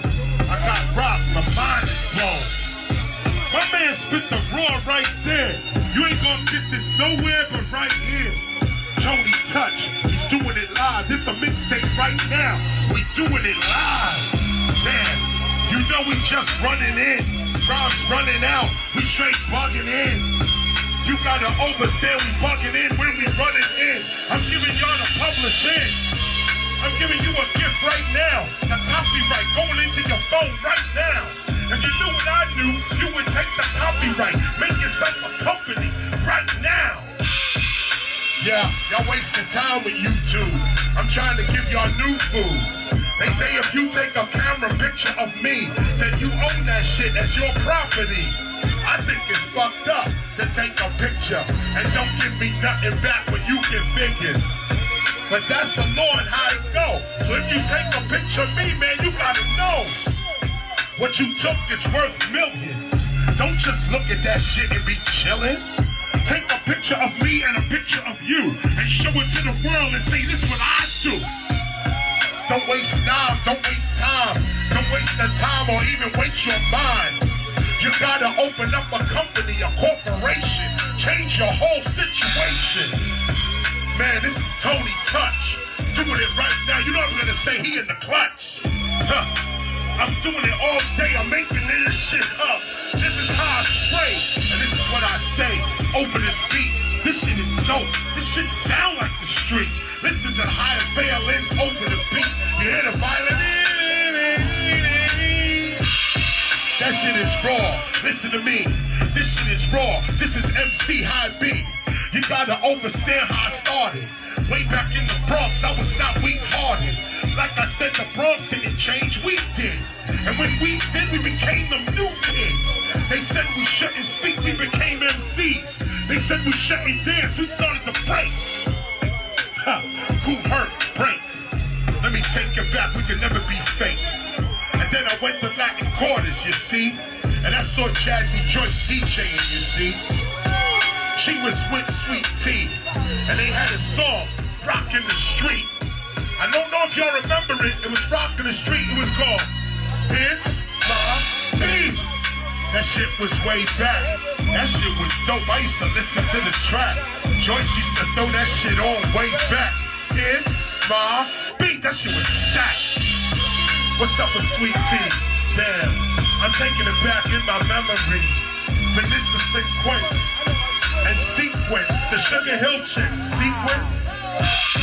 I'm just reminiscing on a mission, spitting my shit out cause they listen. So I'ma keep going like this. What you getting is lyrical bliss from the one Chris. You see the water, this my daughter. I said the mic is the wife, Mike is the daughter. I'm about to slaughter your life. You gotta understand I do it like this, like a knife. The knife is the water. This is some poetic shit, man. I'm all out of order. Like an elevator, caught in the corner. I'm way out of order. Yo, let me say, but I'm not out of water. Damn, yo, Rock, you gotta help me out. I'm just rhyming, I'm spitting this shit out. But I know you got some shit better than this.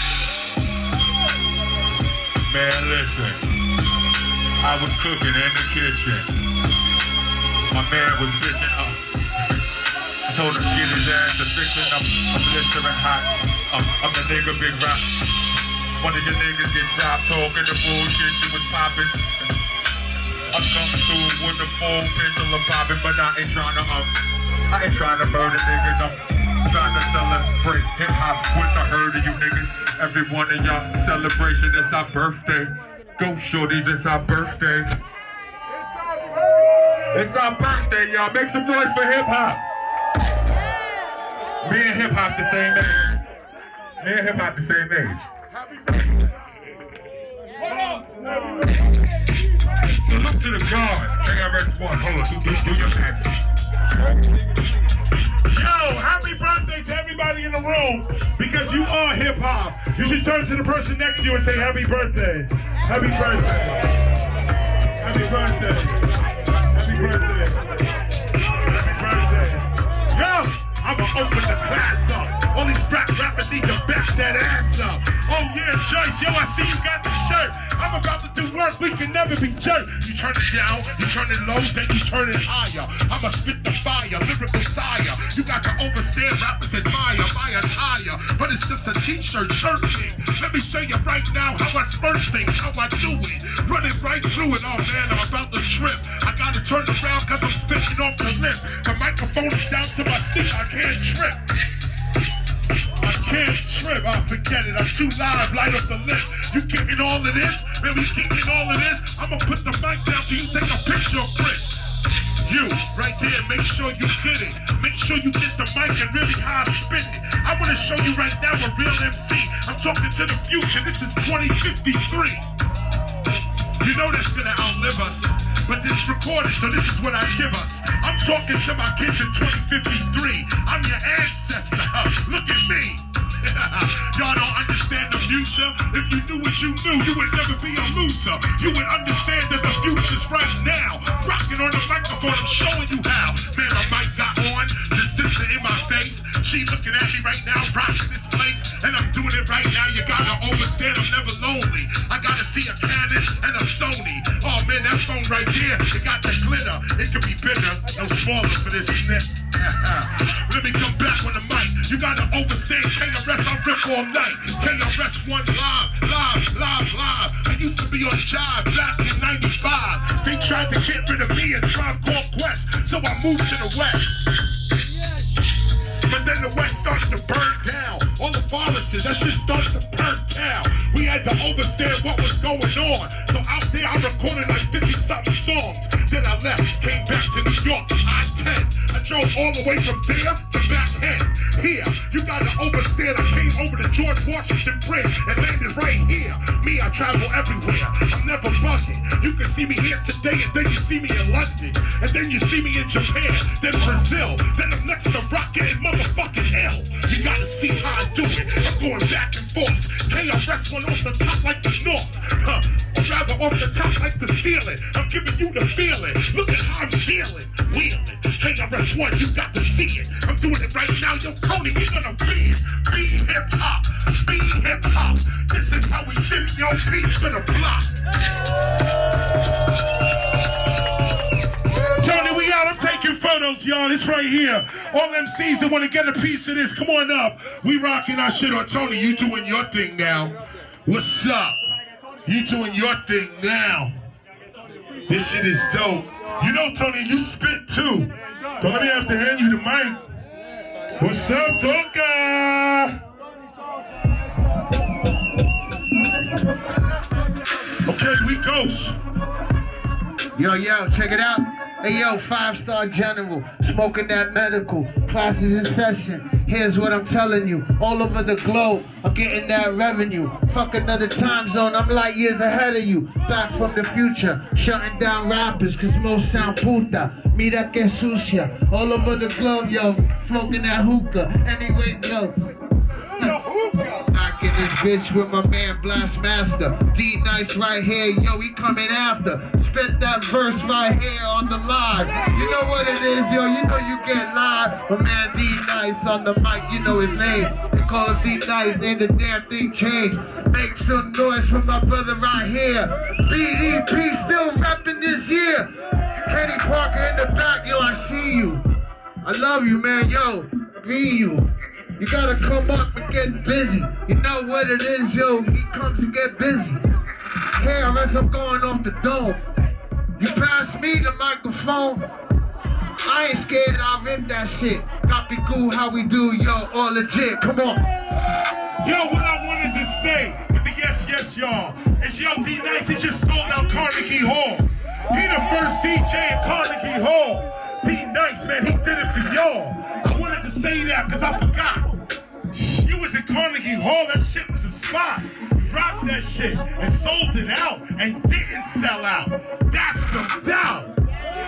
My dude got right there, put the music on, had their hands in the air. You looking at real DJs right over there. One here, one there, one back there.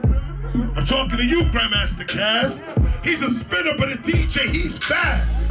That's why they call him Grandmaster Kaz. That dude right there is fast. He got a mic on now.